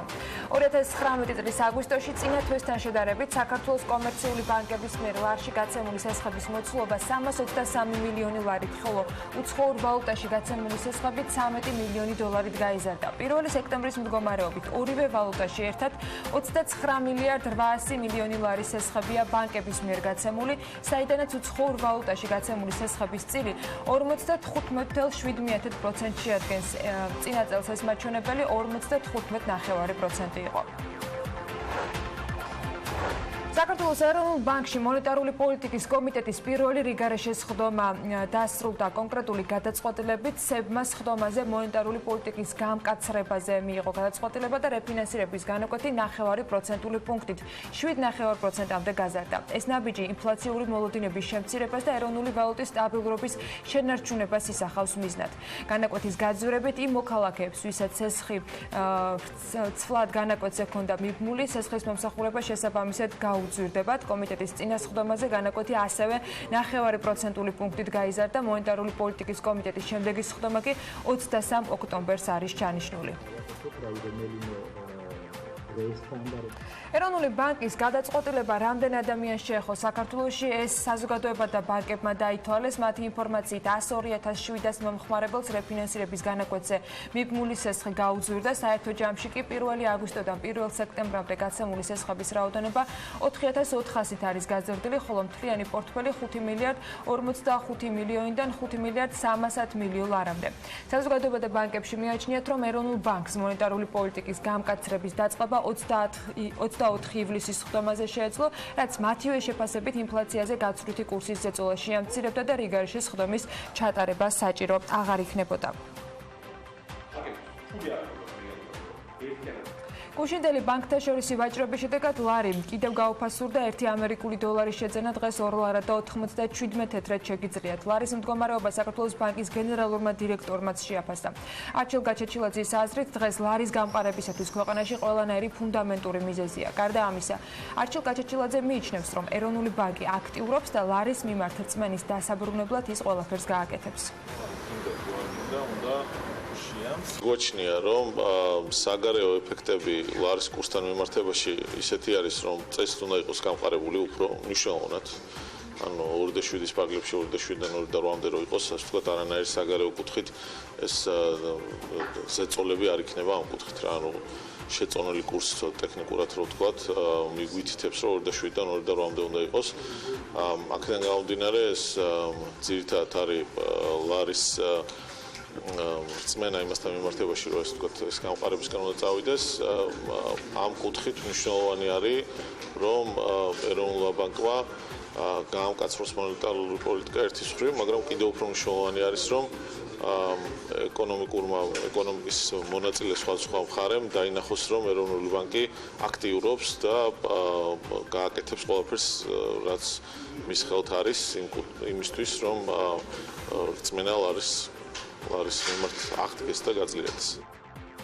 2019 წლის აგვისტოში წინა თვესთან, ანუ ივლისთან შედარებით საქართველოს კომერციულ ბანკებში ლარში განთავსებული დეპოზიტები 7 მილიონი ლარით შემცირდა. უცხოურ ვალუტაში განთავსებული დეპოზიტები კი 142 მილიონი დოლარით გაიზარდა. შედეგად, აგვისტოს ბოლოს დეპოზიტების დოლარიზაციის კოეფიციენტმა 64.1% შეადგინა. ივლისის ბოლოს დოლარიზაცია 63.7% იყო, ხოლო 1 წლის წინ 62.9%. ჯამში უცხოურ ვალუტაში 16 მილიარდ 900 მილიონი ლარის, ხოლო ლარში 9 მილიარდ 400 მილიონი ლარის დეპოზიტია დადებული. 2018 წლის 1 სექტემბერთან შედარებით 2019 წლის 1 სექტემბერს ლარში განთავსებული დეპოზიტები 988 მილიონი ლარით არის გაზრდილი, ხოლო უცხოურ ვალუტაში ზრდა 184 მილიონი დოლარი იყო. 2019 წლის 1 სექტემბრის მონაცემებით დოლარში განხორციელებულ დეპოზიტებზე საშუალო წლიური საპროცენტო განაკვეთი 2.9%-ია. ასე იყო წინა წელსაც. ლარში დეპოზიტის შემთხვევაში კი საშუალო წლიური საპროცენტო განაკვეთი 7.8% შეადგენს. გასულ წელს ეს მაჩვენებელი 8.2% იყო. აზიის განვითარების ბანკმა ADB-მ საქართველოს ეკონომიკური ზრდის პროგნოზი შეამცირა. ბანკი მიმდინარე წელს ქვეყანაში 4.7%-იან ეკონომიკურ ზრდას პროგნოზირებს, რაც წინა პროგნოზთან შედარებით არის 3.1%-ით ნაკლები. ბანკმა შეამცირა მომდევნო წლის პროგნოზიც და ის 4.6% იქნება ნაცვლად 4.9%-ისა. ამასთან ADB ელოდება, რომ წლის ბოლომდე ქვეყანაში ინფლაციის დონე სამიზნე მაჩვენებელზე მაღალი დაფიქსირდება და საშუალოდ 4.3% უნდა იყოს. ხოლო 2020 წელს ინფლაციის მაჩვენებლად ნავარაუდევი აქვთ 3.9%. ფასების ზრდის ერთ-ერთ მიზეზად ლარის გაუფასურება სახელდება. ამავე ანგარიშის მიხედვით, რაც შეეხება ეკონომიკური ზრდის პროგნოზის შემცირებას, ADB ერთ-ერთ მიზეზად მშენებლობის და დამამუშავებელი დარგების შემცირებას ასახელებს.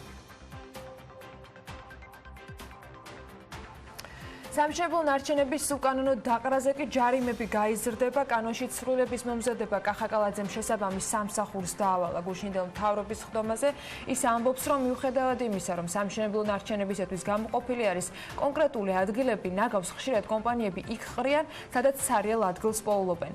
2019 წლის 1 იანვრიდან დღემდე ამ დარღვევისათვის 1000 კომპანია დაჯარიმებული. ბიუჯეტმა დაახლოებით 700.000 ლარამდე მიიღო შემოსავალი ამ ჯარიმებიდან. თბილისის მერი მიიჩნევს, რომ ჯარიმების გაზრდა შესაძლოა პრობლემის მოგვარების საშუალება გახდეს. ისანში მეტრომშენი ვაზისუბნის დამაკავშირებელი გზის რეაბილიტაცია დასრულებულია და პროექტის ფარგლებში 12,300 კვადრატული მეტრის ფართზე ბორდიურები და ტროტუარები მოიწყო, ასევე ასფალტის ორფენიანი საფარი დაიგო, ელექტროსადენები მიწისქვეშ არის გადატანილი და გზის გასწვრივ, ასევე LED განათების სისტემა დამონტაჟდა. ტერიტორიაზე მოწყობილი არის მიწისზედა და სახანძრო ჰიდრანტიც. მეტრომშენი ვაზისუბნის დამაკავშირებელი გზის სარეაბილიტაციო სამუშაოები ისტის გამგეობის ბიუჯეტიდან არის დაფინანსებული და ამ თანხამ 727,777 ლარი შეადგინა. სამშენებლო კოლეჯ კონსტრუქტორში კი პირველი ნაკადის დასკვნითი ღონისძიება შედგა. ღონისძიების ფარგლებში კურსდამთავრებულებს სერტიფიკატები გადაეცათ და მათთან შრომითი ხელშეკრულებების გაფორმებაც უკვე შედგა. კურსდამთავრებულებმა 5-თვიანი პროგრამა უკვე გაიარეს, შესაბამისად ისინი უკვე BK Construction-ის გამოცდილ კადრებთან ერთად გააგრძელებენ პროფესიულ ზრდას.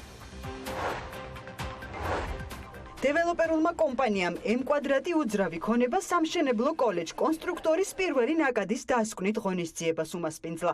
ღონისძიების ფარგლებში კურსდამთავრებულებს სერტიფიკატები გადაეცათ, ასევე მოხდა მათთან შრომითი ხელშეკრულების გაფორმებაც, რაც ნიშნავს, რომ კურსდამთავრებულები M-კვადრატის დიდი ოჯახის წევრები უკვე გახდნენ და BK Construction-ის გამოცდილ კადრებთან ერთად გააგრძელებენ პროფესიულ ზრდას. სამშენებლო კოლეჯი კონსტრუქტორის შესახებ გავიგე მეგობრისგან. დავიწყე სწავლა, თეორიული და პრაქტიკული ნაწილი გავიარე კოლეჯში, შემდეგ საწარმოო პრაქტიკა გავიარე სამშენებლო ობიექტზე. 2 თვე ნახევარი, შემდეგ დავსაქმდი BK Construction-ში და დღესდღეობით ვარ ჩემი პროფესიით მუშაობ BK Construction-ში. ძალიან მნიშვნელოვანია იმ თვალსაზრისით, რომ რეალურად პირველი ნაკადი, რომლის დასრულებასაც დღეს აღნიშნავთ, დაახლოებით 50-მდე სტუდენტი უკვე დასაქმებულია ერთ-ერთ კომპანიაში და მნიშვნელოვანი არა იმიტომ, რომ ზესტაფონილი მოქალაქეებისთვის, არამედ მთლიანად რეგიონებისთვის, იმიტომ რომ რეალურად ამ კოლეჯს აქვს იმის რესურსი, რომ სხვადასხვა ქალაქებიდან ყველგან მიიღო სტუდენტები და დაინტერესებული პირები, ისწავლონ, დაარჩნენ აქ და მიიღონ შესაბამისი პროფესიული განათლება. ცერემონია, რომელიც ზესტაფონში კოლეჯ კონსტრუქტორში გაიმართა M-კვადრატის სამშენებლო კომპანია BK Construction-ის ადგილობრივი მთავრობისა და განათლების მეცნიერების, კულტურისა და სპორტის სამინისტროს წარმომადგენლები ესწრებოდნენ. პროგრამა, რომელიც 5 თვიანი იყო, კურსდამთავრებულებმა პირველი ნაწილი კოლეჯში გაიარეს, ხოლო მეორე ნაწილი, რომელიც საწარმოო პრაქტიკას გულისხმობდა BK Construction-ის ობიექტებზე. კოლეჯ კონსტრუქტორში ჯამში 81 სტუდენტი ჩაირიცხა, საიდანაც 58 სტუდენტი უკვე დასაქმდა. ჩვენმა კურსდამთავრებულებმა გაიარეს წარმატებით თეორიული და პრაქტიკული კურსი კოლეჯის ბაზაზე, ასევე გაიარეს ანაზღაურებადი საწარმოო პრაქტიკა M-კვადრატის შვილობილი კომპანიის BK Construction-ის ობიექტებზე და დღეს უკვე ისინი გაერთიანდნენ იმ დიდი ოჯახის წევრები არიან, რასაც ქვია BK Construction-ის სამშენებლო გუნდი. კოლეჯი კონსტრუქტორი არის ერთ-ერთი საუკეთესო და მნიშვნელოვანი პროექტი, რომელიც საჯარო კერძო პარტნიორობის ფარგლებში დაფუძნდა კომპანია M-კვადრატსა და საქართველოს განათლების, მეცნიერების, კულტურისა და სპორტის სამინისტროს მიერ. ეს კოლეჯი მთლიანად ორიენტირებულია სამშენებლო მიმართულების პროფესიებით, კვალიფიციური სამუშაო ძალის განვითარებაზე. კონსტრუქტორი ქვეყანაში ერთადერთი სასწავლებელი არის, რომელიც მშენებლობის მიმართულებით უმაღლესი დონის განათლებას იძლევა და ასევე ზრუნავს კურსდამთავრებულების წამყვან სამშენებლო კომპანიებში დასაქმებას. კონსტრუქტორმა პირველი მსმენელები მიმდინარე წლის გაზაფხულზე მიიღო. კომპანია M-კვადრატი უძრავი ქონებას მიზანი არის კურსდამთავრებულების შრომის ბაზარზე უკონკურენტო სამუშაო ძალად იქცნენ და მათ ერთად შეძლონ წვლილის შეტანა სამშენებლო სფეროსა და ქვეყნის განვითარებაში. თანამედროვე ქალაქებში საპარკინგო ადგილების სიმცირის და გადატვირთულობის გამო სულ უფრო და უფრო საჭირო ხდება ახალი საშუალებები, რომელიც ერთის მხრივ ავტომობილებს საკუთარი ავტომობილების უსაფრთხოდ გაჩერებაში დაეხმარება და მეორეს მხრივ კი ავტოსადგომების მფლობელებს საკუთარი ტერიტორიის გაქირავებაში შეუწყობს ხელს. სწორედ ამ პროცესს ამარტივებს ქართული აპლიკაცია ვიპარკი, რომელიც პარკინგთან დაკავშირებულ სხვადასხვა სერვისს და პროდუქტს აერთიანებს. რას გულისხმობს ახალი აპლიკაცია და როგორ არის შესაძლებელი მისი გამოყენება? ახლა მარიამ ადამია უფრო ცალ სტუმართან ერთად ისაუბრებს. მარიამ, დილამშვიდობის თემაზე ანა უნდა ვისაუბროთ ვიპარკის ტექნიკურ დირექტორთან გიორგი მოსაშვილთან ერთად. დილამშვიდობისა, მადლობა რომ დილიდან ჩვენთან ერთად ხართ. გიორგი, როგორ ფიქრობთ, რამდენად მოაგვარებს აპლიკაცია ვიპარკი ქალაქში პარკინგის პრობლემას და რას გულისხმობს, როგორ მუშაობს ეს? დღეს ქალაქში გვაქვს მხოლოდ მერიის მიერ გამოყოფილი პარკინგები, ხოლო მოქალაქეებს, რომელსაც აქვს თავისი კერძო პარკინგი, არ აქვს საშუალება უბრალოდ რომ გამოიტანონ ბაზარზე თავისი პარკინგები და განცხადი გააკეთონ ამის შესახებ. ვიპარკი სწორედ ამას პასუხობს და Airbnb-ის პრინციპით მარტივად აგვარებს, რომ თქვენ შეგეძლებათ საათობრივად ან დღიურად ან თვიურად გააქირავოთ თქვენი საკუთარი საპარკინგი ადგილი. ძალიან მარტივი. ანუ ამით შემოსავალს იღებს ის ადამიანი, ვისაც კერძო პარკინგი აქვს.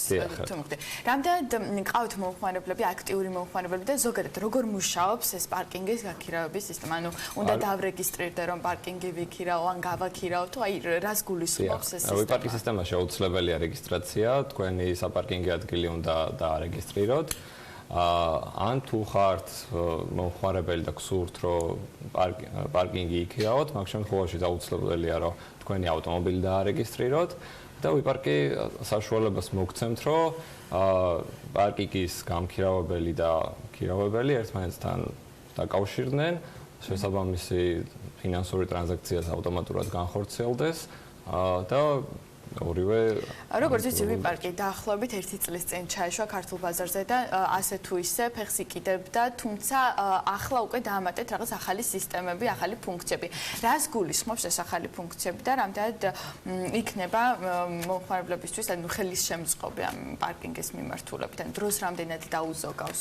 პირველი ახალი ფუნქცია, რაც დავამატეთ ამ სეზონზე, არის დიდი მრავალადგილიანი პარკინგების გამოჩენა თბილისში, რაც გულისხმობს, რომ ნებისმიერ ადგილას, ნებისმიერ უბანში, რა თქმა უნდა, ზეპირად არ ვიცით, რაც შეიძლება რომ გავაჩეროთ და რა ფასად ავტომობილი და ამ სერვისს ვიპარკი უფასოდ თავაზობს თავის მომხმარებლებს.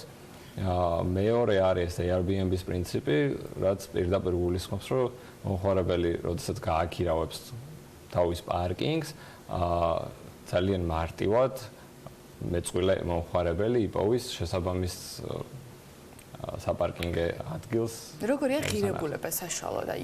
საშუალოდ იწყება საათობრივის 2 ლარიდან, საათობრივი გაქირავება 2 ლარიდან.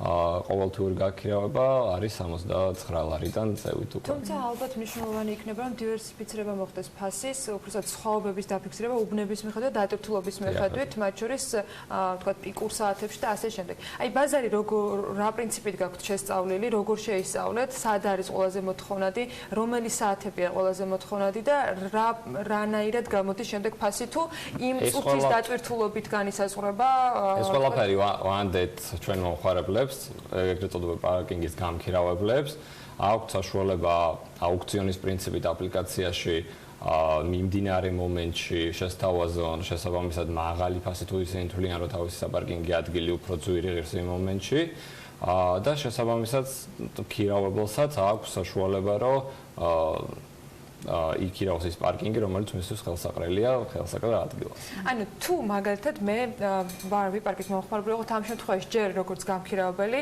აუქციონზე მუდმივად უნდა ვიყო ჩემს smartphone-თან ყურადღებით, რომ აუქციონი ამ შემთხვევაში ის ფასი შევთავაზო დამქირავებელს, რომ ავტომატურ რეჟიმში შემიძლია გადართვა. მუდმივად არ არის აუცილებელი, რომ ტელეფონი ხელში გეჭიროთ, რა თქმა უნდა.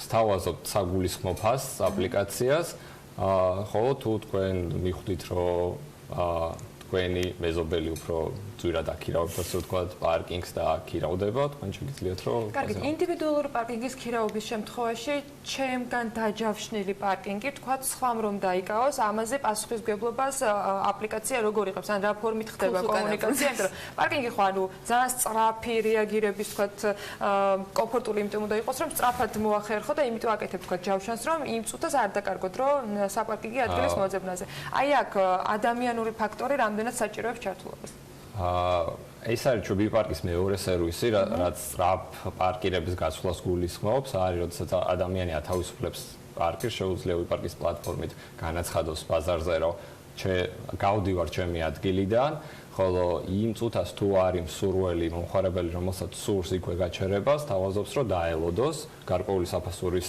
სანაცვლოდ და სწორედ ეს დრო რამდენი ხანი წელოდება სანამ პარკინგი და გავა კონკრეტულ მომხმარებელს ეს დრო არის ღირებულება პირველი მომხმარებლის ასე ვთქვათ. აი, სხვა რაღაც ვიკითხე.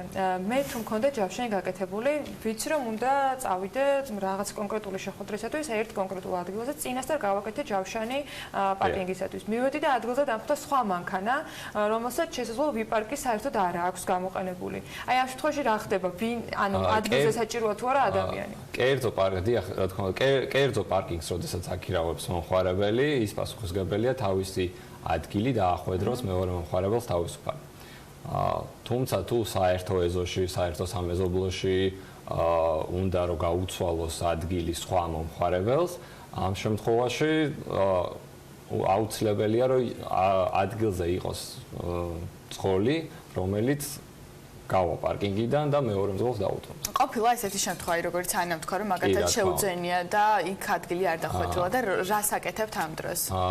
ესეთ ყველა кейს ვსწავლობთ, ვაკვირდებით, ჩვენ აპლიკაციაში ასევე დევს ეს ლოგიკა, რომლის მიხედვითაც ზუსტად ვიცით რა მომხმარებლები როგორ მოძრაობენ, რა ადგილას მიდიან და შესაბამისად ესეთ кейსებს ვაკვირდებით და ვცდილობთ რომ უფრო ადამიანური გადაწყვეტა მოუგვაროთ და არა რადგან Airbnb ახსენეთ, სწორედ აქედან გამომდინარე გამიშთა რეალურად ეს კითხვები, იმიტომ რომ Airbnb-ზე ჰოსტი, ანუ ვინც აქირავებს რეალურად ბინას, ფასდება შემდეგ რამდენად იყო შეთავაზება რეალობასთან თავსებადი და იყო თუ არა რაიმე სხვაობა. ამ შემთხვევაში რა სისტემით ხდება თქვენთან დარეგისტრირებული გამქირავებლების შეფასება და მათი შესაბამისად შეთავაზებების მიწოდება პოტენციალურ მომხმარებელს? Airbnb-სნაირად მომხმარებლები ერთმანეთს აფასებენ, ეს შეფასება ჯერჯერობით აპლიკაციაში არ ჩანს,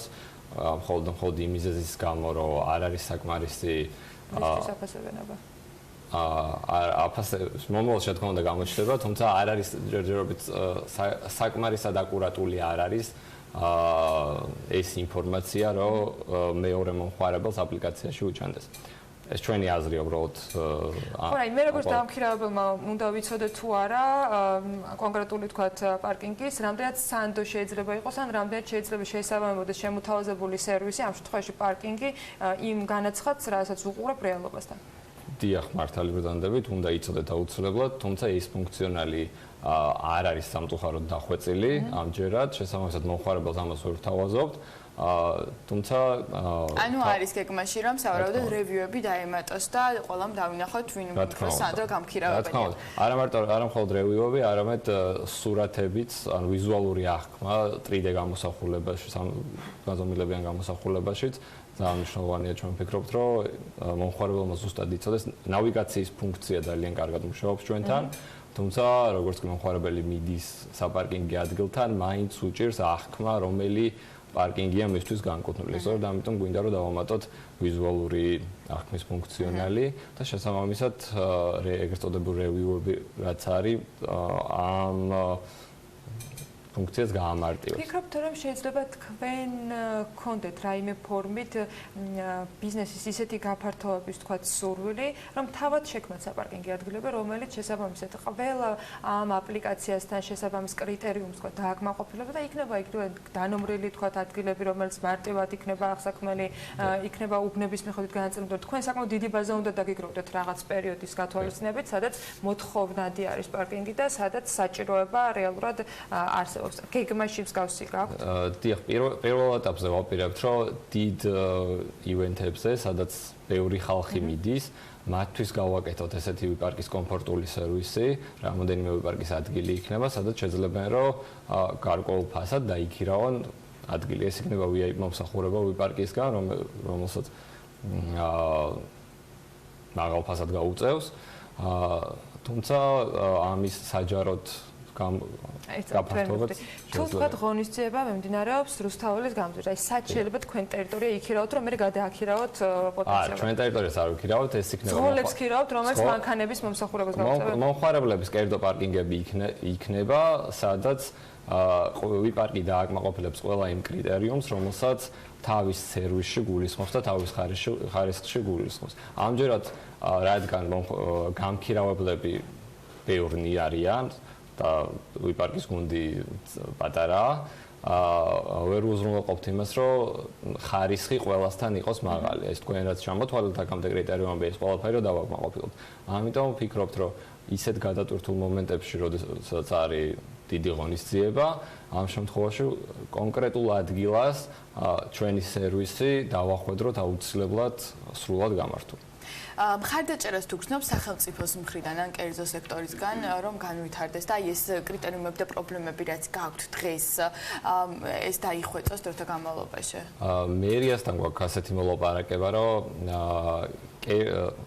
პარკინგები, რომელსაც მერია ეხა საათობრივად აპირებს, რომ გაყიდოს, გააქირავოს, ამ პარკინგების საფასურის გადახდა შესაძლებელი იქნება ვიპარკის ბალანსიდან, რაც გულისხმობს, რომ თქვენ როდესაც გააქირავებთ თქვენ საკუთარ საპარკინგო ადგილს, იგივე თანხით შეძლებთ, რომ თბილისის ნებისმიერი პარკინგი იქირავოთ. ვიპარკისვე აპლიკაციიდან. თუ თქვათ მე ჩემს ეზოში, ჩემს საცხოვრებელ კორპუსთან მაქვს ჩემი საპარკინგო ადგილი და ამას ვაქირავებ ძალიან მარტივ თეთრ გამბერს სახში არა ვარ და შესაბამისად ვიყენებ ძალიან კარგად ამ შესაძლებლობას იმისთვის რომ დავრეგისტრირდე რა შესაბამისი დოკუმენტები უნდა წარმოვადგინო ამ აპლიკაციაში, რომ თქვენ მიიჩნიოთ ჩემად ეს კონკრეტული საპარკინგო ადგილი, რომ შეიძლება საერთოდ არ მეკუთვნოდეს ეზოში ეს ადგილი, მაგრამ რაღაცა გონებაში მქონდეს, რომ რადგან მე საღამოს მანქანას ვაყენებ, დღის ჩემ კორპუსთან არის ჩემი ადგილია. ამ შემთხვევაში არ გვაქვს მექანიზმი, რომელიც თქვენ კონკრეტულ პარკინგს განსაზღვრავს, თუმცა არ უნდა იყოს, რა თქმა უნდა, ჩვენ გვაქვს ეგრეთ წოდებული საჩივრების მექანიზმი, არ უნდა იყოს შემოსული თქვენ სახელზე საჩივარი, რომელზეც მიხედვითაც ვინმე დააფიქსირებს, რომ ეს პარკინგი თქვენ არ გეკუთვნით. ჩვენ არ ვთქვით რეესტრის ამონაწერს, რა თქმა უნდა, იმიტომ რომ ეზოებში პარკინგი არის მთელი სამეზობლოსი და სამეზობლო არის პასუხისმგებელი, რომ ერთმანეთში გაინაწილოს ეს პარკინგები. თუმცა დღის განმავლობაში, როდესაც საერთოდ თავისუფალია ეზო, რატომ არ უნდა დაუთმოს იქვე ყოფს სამსახურებს. თუმცა ამ შემთხვევაში ანამ თუ გაქირავა ის რომელიც მოიაზრებს თავისე თუმცა რეალურად მისი არ არის და ამ დროს მეზობელმა დააყენა იქ მანქანა ამ შემთხვევაში რა ხდება? მივდივართ იმ შემთხვევაში, როდესაც გაკონტროლება ვერ ხდება. ანუ ვერ კონტროლდება. ეგ არის რომ ანა უნდა იყოს ადგილზე და უზრუნველყოს თავის გაქირობა როგორც Airbnb-ის მადლობა გიორგი, წარმატებებს გისურვებთ. გიორგი მოსაშვილი, ვიპარკის ტექნიკური დირექტორი იყო ჩვენთან გადაცემაში და ვსაუბრობდით ახალ პლატფორმაზე, სტარტაპზე, რომელიც ნებისმიერ მოქალაქეს აძლევს საშუალებას გააქირაოს საკუთარი პარკინგი და ასევე იქირაოს თავისუფალი პარკინგის ადგილი. მადლობა მარიამ და მადლობა გიორგის საინტერესო იდეების გაზიარებისათვის. იმედი მაქვს, რომ უახლოეს მომავალში სიახლეებსაც შემოგთავაზებენ და ძალიან ბევრ საინტერესოს მათ შესახებ აუცილებლად მოგიყვებით, მათ შორის ჩვენი ვებგვერდის დახმარებით bm.lg. წინ ახლა სარეკლამო პაუზა გვალდება და რამდენიმე წუთში დაგებრუნდებით.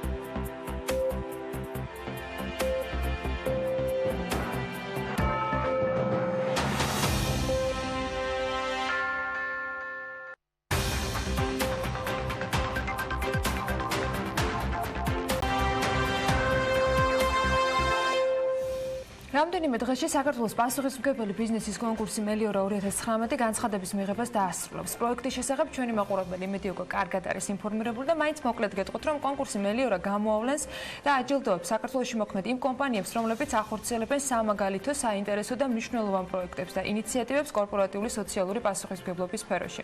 იგივე CSR. 30 სექტემბრამდეა შესაძლებელი სწორედ ამ კომპანიებმა წარმოადგნენ 2018-2019 წელს განხორციელებული CSR პროექტები კონკურსის 6 ერთად კატეგორიაში. ამ კატეგორიებს რა თქმა უნდა კიდევ ერთხელ ჩამოვთვლით, მაგრამ როგორ მიმდინარეობს განცხადებების მიღების პროცესი და როგორ გამოვიყენოთ ეფექტურად დარჩენილი დღეები, ამაზე უნდა ვისაუბროთ ჩვენ სტუმრებთან. ლევან ვებხვაძე, საქართველოს ბიზნეს ასოციაციის აღმასრულებელი დირექტორი და დილა ხოფერია, CSR ექსპერტი შემოგვიერთდნენ საქმიანი დილის ეთერში. მოგესალმებით, მადლობა იმის რომ ხართ ჩვენთან ერთად. უმსხვილესი ბიზნეს გაერთიანება პარტნიორი არის, მხარდამჭერი არის ამ კონკურსისა, მაგრამ ბატონო ლევან, ვიდრე თქვენთან გადმოვინაცვლოთ ეკითხვით, ლელა პირველ რიგში თქვენთან მინდა დავიწყოთ საუბარი. როგორ გაიარა პრინციპში განაცხადების მიღების პროცესმა, მიუხედავად იმისა, რომ ვიცით, რომ ბოლო დღეები ყველაზე დატვირთულია ხოლმე ჩვეულად ქართული ხასიათით თუ ისე. დიდი მადლობა, პირველ რიგში დიდი მადლობა მოწვევისთვის და მართლაც ამ კონკურსის შესახებ ამ ეთერიდანაც ძალიან ბევრჯერ გვისაუბრია ჩვენ და სხვა ეთერიდანაც და ძალიან მოხარული ვარ, რომ ესეთ დიდი ინტერესი არის. თავიდან მინდა უბრალოდ აღვნიშნო, რომ ეს კონკურსი კიდევ ერთხელ აღვნიშნო სამოქალაქო საზოგადოების ინიციატივის ფარგლებში მიმდინარეობს ევროკავშირის და კონრად ადენაურის ფონდის მხარდაჭერით და წელს მეორედ იმართება საქართველოში. შარშან როგორც ახსოვს ალბათ მაყურებელს აქტივობა იყო ძალიან მაღალი და ძალიან ბევრმა კომპანიამ საინტერესო პროექტები შემოიტანა. წელს კიდევ 5 დღე არის დარჩენილი წლევანდელ დედლაინამდე. აქტივობა არის მაღალი, საკმაოდ ეხლა რასაც ვხედავთ, ანუ კონსულტაციები ქონდა, თელთვის განმავლობაში ქონდა კონსულტაციები და საკმაოდ ბევრი კომპანია მოვიდა კონსულტაციაზე, დაუშვათ რომ რაღაცა დამატებითი ინფორმაცია მოეპოვებინა, როგორ უნდა შეივსოს განაცხადი და ასე შემდეგ. შეერჩეს ზუსტად ის კრიტერიუმების მიხედვით, რომელიც ამ პრინციპში 6 მიმართულებაზე მოარგებს. კი ბატონო. პრინციპს თლიანობაში 10 მიმართულება არის, უბრალოდ 6 არის თემატური კატეგორია პლუს 3 სპეციალური კატეგორია და გრან-პრი, ანუ მთავარი პრიზი. გვიხარია ასევე ის, რომ ახალი კომპანიები გამოჩნდნენ დაუშვათ, რომლებიც ჩარშან არ იღებდნენ მონაწილეობას და რომლებმაც როგორც ჩანს შეიტყვეს ამ კონკურსის შესახებ და ინტერესი გამოხატეს და ახალი კომპანიები მოვიდნენ. ასევე გვიხარია, რომ გარდა მსხვილი კომპანიებისა, რომლებსაც კარგად აქვთ გააზრებული სოციალური პასუხისმგებლობის მნიშვნელობა, ბევრი მცირე და საშუალო კომპანია მოდის და ინტერესს გამოხატავს, იმიტომ რომ ნელ-ნელა ეს სტერეოტიპი, რომ CSR არის მხოლოდ ინვესტირებული თანხების რაოდენობით იზომება და ამიტომ მხოლოდ მსხვილი კომპანიების საქმეა, ინგრევა და მკვიდრდება სწორი გაგება, ну ინგრევა შეიძლება ხმამაღალი ნამთქომი არ, მაგრამ ნელ-ნელა ინგრევა. ირყევა და მკვიდრდება სწორი გაგება, რომ მცირე კომპანია ზუსტად ისევე შეუძლია საკუთარ ბიზნეს საქმიანობაში პასუხისმგებელი მიდგომები დანერგოს, როგორც მსხვილს. 30 სექტემბერი არის ბოლო ვადა და როგორც ვჩვევია მართლა ჩაშანს ესე იყო ბოლო 2-3 დღეში შემოვა უმრავლესობა აპლიკაციებისა და ალბათ ეხლა გამალებულად ავსებენ, იმიტომ რომ გვირეკავენ რაღაც კითხვებით და ყველას კიდევ ერთხელ მოუწოდებ, რომ რაღაცნაირად ძალებს მობილიზაცია გაუკეთონ და ეს ბოლო დღეები ეფექტურად გამოიყენონ და მაქსიმალური რაოდენობის განაცხადები შემოვიდეს. იმიტომ რომ ეს არის მართლა ძალიან კარგი შესაძლებლობა კომპანიის კარგი პროექტები გავაცნოთ საზოგადოებას. შარშან მაგალითად მედია დაფარვის მარტო სატელევიზიო დაფარვის შედეგად 1.5 მილიონ ადამიანს მისწვდა ინფორმაცია ამ კონკურსის შესახებ. საცხად გამარჯვების მიღება ძალიან მნიშვნელოვანია, ზოგიერთ შემთხვევაში კომპანიებმა სტრუქტურა აღიქვან იმისა, რაც მათ მიერ გაწეული სამუშაოს შედეგი შეიძლება იყოს და თუნდაც აპლიკაციის შევსება ამის ძალიან კარგი მაგალითი არის. ბიზნესისთვის რატომ არის ბატონ ლევან საინტერესო? თქვენთვის რატომ იყო საინტერესო ასეთ კონკურსში მხარდაჭერის გამოხატვა და თქვენი წევრების მხრიდან რა თქვათ იმპულსები მოდის ასეთი ფორმით, იმიტომ რომ როცა სოციალურ პასუხისმგებლობაზე ვსაუბრობთ, ესეც ბევრჯერ მოგვისმენია, რომ ეს არ არის თქვათ იმისთვის გაკეთებული, რომ შემდეგ ტირაჟირება მოხდეს, მაგრამ მნიშვნელოვანია, რომ სხვებმაც გაიზიარონ ის პრაქტიკა და მაგალითები, რომელსაც ესა თუ ის კომპანია ახორციელებს. რატომ არის ბიზნესთვის მნიშვნელოვანი და საინტერესო მსგავსი პლატფორმები, მსგავსი კონკურსები და ზოგადად CSR მიმართულება? ზოგადად CSR პირველ რიგში მოგესალმებით, მივესალმებით თქვენს ტელეაუდიტორიას. რაც შეეხება CSR მიმართულებას, კორპორატიულ პასუხისმგებლობას, ბიზნესმა ვფიქრობ, რომ გაიარა თავისი გარკვეული განვითარების სტადიები. იყო პერიოდი, როცა ბიზნესი ფიქრობდა, რომ ღირებულება შეექმნა მხოლოდ აქციონერისთვის. მერე მეორე ეტაპი იყო, როცა ბიზნესი ფიქრობდა ღირებულების შექმნას როგორც აქციონერების, არამედ მისი მომხმარებლისთვის. და ეს სხვა შორის დილემა ესე მარტივი არ არის, თუმცა ძალიან ხშირად კონფლიქტია, ვის შეუქმნა ღირებულება, იმიტომ რომ თუ ღირებულებას უქმნი მომხმარებელს, შეიძლება აქციონერს შეუმცირდეს და ასე შემდეგ. ეხლა მე ვფიქრობ, რომ უფრო წინ წავიდა ბიზნესი და ფიქრობს არა მხოლოდ აქციონერს და მის მომხმარებელზე, არამედ ფიქრობს რა ღირებულება შექმნა საზოგადოებაში. და CSR არის სწორედ ინვესტიცია მომავალში, იმიტომ რომ ამ შემთხვევაში ეს არის კონტრიბუცია ბიზნესის საზოგადოებაში იმისთვის რომ საზოგადოება ეს არის გრძელვადიანი ინვესტიცია, ეს არ არის ერთჯერადი ქველმოქმედება, ეს არის სწორედაც არის გრძელვადიანი ინვესტიცია მომავალში, ეს არის ისეთი პროექტები, რომელიც შეიძლება ეხებოდეს ჩვენს გარემოს, შეიძლება ეხებოდეს განათლებას, მომავალთაობას და ამ შემდეგ აღარ დავკონკრეტები, იმიტომ რომ ძალიან ბევრი მიმართულება აქვს, თუმცა ერთი რაც საერთოა, როგორც ჩვეულებრივი ბიზნეს პროექტისთვის უნდა იყოს მდგრადი და გრძელვადიანი. მე ასე ვუყურებ CSR-ს, იმიტომ რომ ერთჯერადად განხორციელებული რაღაც საქმედება, რომელსაც არ აქვს რაღაცა მდგრადი განვითარება, მაინც მე მგონია, რომ არ არის ის კონტრიბუცია, რომელიც საზოგადოებას ესაჭიროება. ჩვენ უფრო გრძელვადიანი, თქვათ, შედეგებზე უნდა ვიყოთ ორიენტირებული და ბიზნესი, ქართული ბიზნესი აჩვენებს სწორედაც, რომ უკვე ამ ეტაპზეა გადასული ის პროექტები, რომელიც შემოდის, შარშან დაიწყო და წელს გრძელდება და ჩვენი წევრები ძალიან აქტიურები არიან, ჩვენ მინდა აღნიშნო, რომ შარშან 3 ჩვენი წევრი იყო გამარჯვებული, საქართველოს ბანკი, TVC ბანკი, GBI ჰოლდინგი. მე მაქვს რომ რადგანაც ჩვენი კომპანიები წელსაც აქტიურები არიან, ასევე მათი პროექტები დაფასდება, თუმცა აქვე მინდა გაუსვა, რომ ახლა ჩვენ ვართ პარტნიორები, ეს აპრიორი არ ნიშნავს იმას, რომ მხოლოდ რაღაცა ჩვენ წერებს ექნებათ უპირატესი მდგომარეობა, მე ვფიქრობ, რომ ამ შემთხვევაში მიუკერძოებლობა ჟიურის და ორგანიზატორების მდგომარეობის იმაში. კი, ხო, მდგომარეობის იმაში, რომ ყველა პროექტი რაღაც კონკრეტული კრიტერიუმებით ფასდება, ეს კრიტერიუმებში წევრობა ასოციაციის გამოირიცხება ცხადია. სწორედ ამიტომაც მე ვფიქრობ, რომ კომპანიებს ხო და მეორე თემა არის ჩვენ ახლა ამასთან ვფიქრობდი ჩვენ ყველანი ჩვენი ბავშვობიდან მოდიოდა და ბავშვობა ნიშნავს იმას, რომ ყველას გვახსოვს, რომ როგორ გვიხარო და რაღაც კარგ საქმეს რო გავაკეთებდით და ამ საქმეს რო შეგვიქებდნენ. აი ბიზნესაც ხანდახან ჭირდება ამის ხაზგასმა და შექება, რომ ეს საქმე მიუხედავად რომ ისინი აკეთებენ ამას მხოლოდ და მხოლოდ გამომდინარე იმ გრძელვადიანი კონტრიბუციიდან, რაც მათ უკვე გააზრებული აქვს, მაინც საჭირო რომ დავინახოთ და უთხრათ, რომ აი ჩვენ ვხედავთ ამას, რა კარგ პროექტებს აკეთებთ, ხაზი გაუსვა და წავახალისოთ სხვა კომპანიებიც რომ მსგავს აქტივობაში ჩაერთონ, რომ ეს 21 საუკუნეში ბიზნესი არ არის მხოლოდ ან ერთ მხარეს აქციონერისთვის ღირებული შექმნა, ან მოხდა ეს არის უკვე სხვა ტიპის, ასე ვთქვათ, ბიზნესი, რომელმაც უნდა შექმნას გრძელვადიანი ღირებულება მთლიანად საზოგადოებისთვის. და ცალსახად მნიშვნელოვანი, როდესაც მოტივატორი ხდება ასეთი პროექტები, ისეთი კომპანიებისთვის, რომლებიც თქვა ამ ფორმით არ იყვნენ ჩართულები საზოგადოებრივად აქტიურ ცხოვრებაში და მეორე მხრივ შესაძლოა იყვნენ, მაგრამ გააზრება იმის, რომ მათ ამ ფორმით მოახერხეს, რომ CSR პროექტები გაეკეთებინათ, შარშანდელი მაგალითიდან გამომდინარე, აღმოაჩინეთ, რომ ზოგ შემთხვევაში არ იყო. იმ კონსულტაციებმა, რაც ამ პერიოდის განმავლობაში იყო, ქალბატონი დილა, რა აჩვენა, რამდენად არიან ახალი კომპანიები განსხვავებული ინიციატივებით წარმოდგენილები წლევანდელი კონკურსისათვის? რასაკვირველია, ყველა ახალი კომპანია სრულიად განსხვავებული ინიციატივით მოდის. კონკურსის კატეგორიები ძალიან მრავალფეროვანია, CSR-ს ყველა შესაძლო თემას მოიცავს, ამიტომ ნომინაციების ძალიან და აპლიკაციები ძალიან მრავალფეროვანი იქნება. ჩვენ შეზღუდვა გვაქვს შარშანდელ პროექტებთან მიმართებით, რომ თუ დაუშვათ შარშან წარდგენილი იყო პროექტი და მას არაფერი არ შეემატა სიახლე, კვლავ უცვლელად იმ პროექტის შემოტანა უკვე კონკურსი ბლოკავს, იმიტომ რომ არ არის საინტერესო ხო ერთი და იგივე პროექტების გაუთავებელი ბრუნვა. თუ იგივე გრძელვადიანი პროექტია და რასაკვირველია ყოველ წელს სიახლეები არის და ახალი შედეგები, მაშინ პირიქით გრძელვადიანობა უკეთესიც არის და მისასალმებელი. ამიტომ ზოგიერთი პროექტი შემოდის, რაც მრავალი წელია გრძელდება და ყოველ წელს ახალ შედეგებს დებს და ზოგიერთი სრულად ახალი პროექტი, რომელიც საკმაოდ ინოვაციურიც, ჩვენთვისაც ძალიან ბევრი საინტერესო რაღაცა გავიგეთ, რაც არ ვიცოდით. ჩვენ წინა შეხვედრისას აღვნიშნეთ ის, რომ CSR პროექტები აჩვენებს რეალურად საზოგადოების მოთხოვნას ან კომპანიების აქტიურობას იმ წუთას რა არის მნიშვნელოვანი. ის იქნება გარემოს დაცვა, ქალთა უფლებები, თქვათ რაღაცა ბევრ ნაწილში შეიძლება ითქვას, რომ ტრენდულები ხდებიან ხოლმე კომპანიები, როდესაც ამა თუ იმ თემაზე საკუთარ პროექტებს ამუშავებენ. წელს რა იყო ასეთი, რაც სიახლე აღმოჩნდა თქვენთვის შარშანდელი და წლევანდელი პროგრამებიდან და პროექტებიდან გამომდინარე?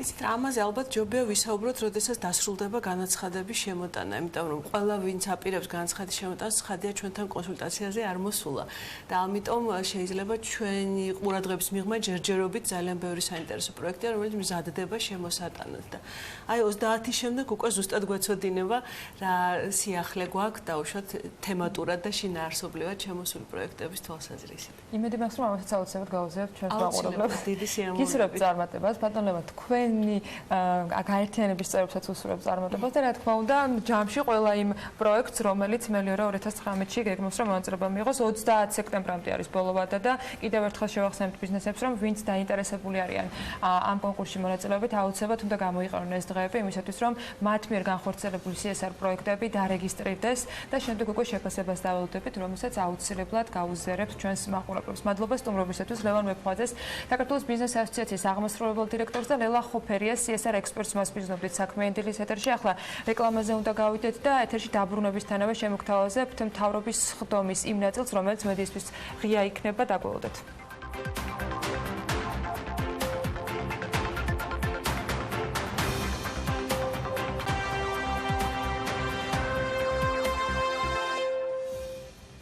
საქმიანი დაბრუნდით პირდაპირ ეთერში და როგორც დაგკვირდით, სულ რამდენიმე წამში გვექნება შესაძლებლობა, რომ მთავრობის სხდომის დასაწყის იმ ნაწილს, როცა პრემიერ-მინისტრი მედიისთვის ღიად ხსნის მთავრობის სხდომას პირდაპირ ეთერში შემოგთავაზებთ. გიორგი გახარია შევიდა უკვე მე-12 სართულზე მინისტრებთან შესახვედრად და მოდით მოვისმინოთ მთავრობის სხდომის მედიისთვის ღია ნაწილი. კოლეგებო, რა თქმა უნდა, დღეს საუბარს დავიწყებთ პირველ რიგში ტყიბულში განვითარებული მოვლენებით. ის რაც დღეს და გუშინ ხდებოდა ტყიბულში არის აბსოლუტურად მიუღებელი. თუმცა აქვე უნდა აღვნიშნოთ, რომ ეს ის პრობლემებია, რომლებიც დაგროვილია წლების განმავლობაში. ყველა ინვესტორმა და დამსაქმებელმა უნდა გაითვალისწინოს, რომ ის ვალდებულია სრულფასოვნად შეასრულოს როგორც თავისი საფინანსო სახელფასო ვალდებულებები, ასევე შეუქმნას თითოეულ დასაქმებულს შესაბამისი შრომითი პირობები, რაც რა თქმა უნდა გულისხმობს შრომითი უსაფრთხოების და ტექნიკური უსაფრთხოების ნორმების სრულ დაცვას. კიდევ ერთხელ ხაზგასმით მინდა აღნიშნო, რომ ეს მიუღებელია, რაც დღესდღეობით ხდება. მიუხედავად იმისა, რომ ეს პრობლემებია, რომლებიც წლების განმავლობაში გროვდებოდა, მსგავს შემთხვევებს ჩვენს ქვეყანაში ადგილი არ უნდა ჰქონდეს. სწორედ ამიტომ დღესვე მთავრობის ხდომის დასრულების შემდგომ ეკონომიკის მინისტრი გაემგზავრება ადგილზე და ხაზგასმით კიდევ ერთხელ აღვნიშნავ, რომ ის გაემგზავრება არა გარემოებების და საქმის გასაცნობად, არამედ პრობლემის მოსაგვარებლად. ეს არის ყველაზე მნიშვნელოვანი და მინდა ქალბატონ ნათიას ვთხოვო, რომ ის იყოს მაქსიმალურად მომთხოვნი, მკაცრი იმისთვის, რომ ჩვენ დავიცვათ თითოეული ჩვენი მოქალაქის უფლებები.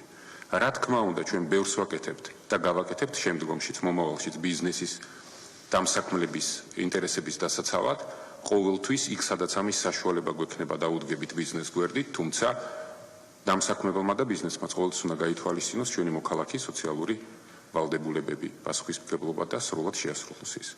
კიდევ ერთხელ მადლობა და მედიას ვხდით მადლობას. ნახვამდის. ეს იყო ერთადერთი განცხადება.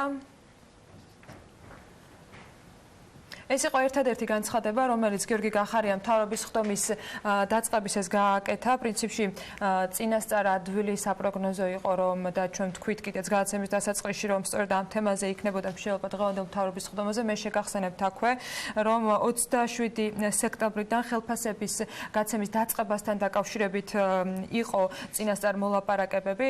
მანამდე ის ადამიანები, ვინც შახტაში ჩავიდნენ 2 დღის წინ, აგრძელებენ პროტესტს. ამის მიზეზი კი არის ის, რომ მას შემდეგ, რაც 2018 წლის ივლისში უბედური შემთხვევის გამო ფაქტობრივად სრულად იყო შეჩერებული საქნახშირის მუშაობა, გადაწყვეტილება იმასთან დაკავშირებით, რა ფორმით მოხდებოდა ამ მუშაობის გაგრძელება არ იყო მიღებული. შესაბამისად, კომპანიას ჰქონდა ვალდებულება აღებული, რომ მიუხედავად იმისა, რომ სამუშაო პროცესი სრულად იყო გაჩერებული, ხელფასები გადაეხადა შახტაში დასაქმებულებისათვის, ეს ხდებოდა აგვისტომდე, თითქმის წელიწად და რამდენიმე თვის განმავლობაში, თუმცა აგვისტოდან კომპანიას საქნახშირში აცხადებენ, რომ მათ უბრალოდ ვეღარ მოახერხეს, რომ გადაეხადათ ხელფასები დასაქმებულებისათვის. დღეს ნათია თურნავა, როგორც პრემიერმა განაცხადა, ჩავა ტყიბულში და გავიგებთ, რა ფორმით შეიძლება რომ გაგრძელდეს ერთის მხრივ შახტის მუშაობა, მეორე მხრივ დასაქმებულებისათვის შესაბამისი ანაზღაურების მიცემა და ზოგადად გაირკვეს სახელმწიფოსა და ლიცენზიის მფლობელ კომპანიას შორის ურთიერთობა. ეს იყო მთავრობის ხდომის პირველი განცხადება. მოგვიანებით ალბათ გვექნება შესაძლებლობა, რომ მათ შორის სახელმწიფო კანცელარიაში მინისტრთა კაბინეტის წარმომადგენლებისგან დამატებით კითხვებზე მოვისმინოთ პასუხები და ამ ყველაფერზე რა თქმა უნდა საქმის კურსში ვიქნებით ჩვენ შემდეგ გამოშვებებში და წაიკითხავთ განახლებულ ამბებს BM-წერტილ-ჟ-ზე. ახლა კი საქმიანი დილის ეთერი ჩვენ სტუმართან ერთად უნდა გავაგრძელოთ არნაკლებ მნიშვნელოვან თემაზე.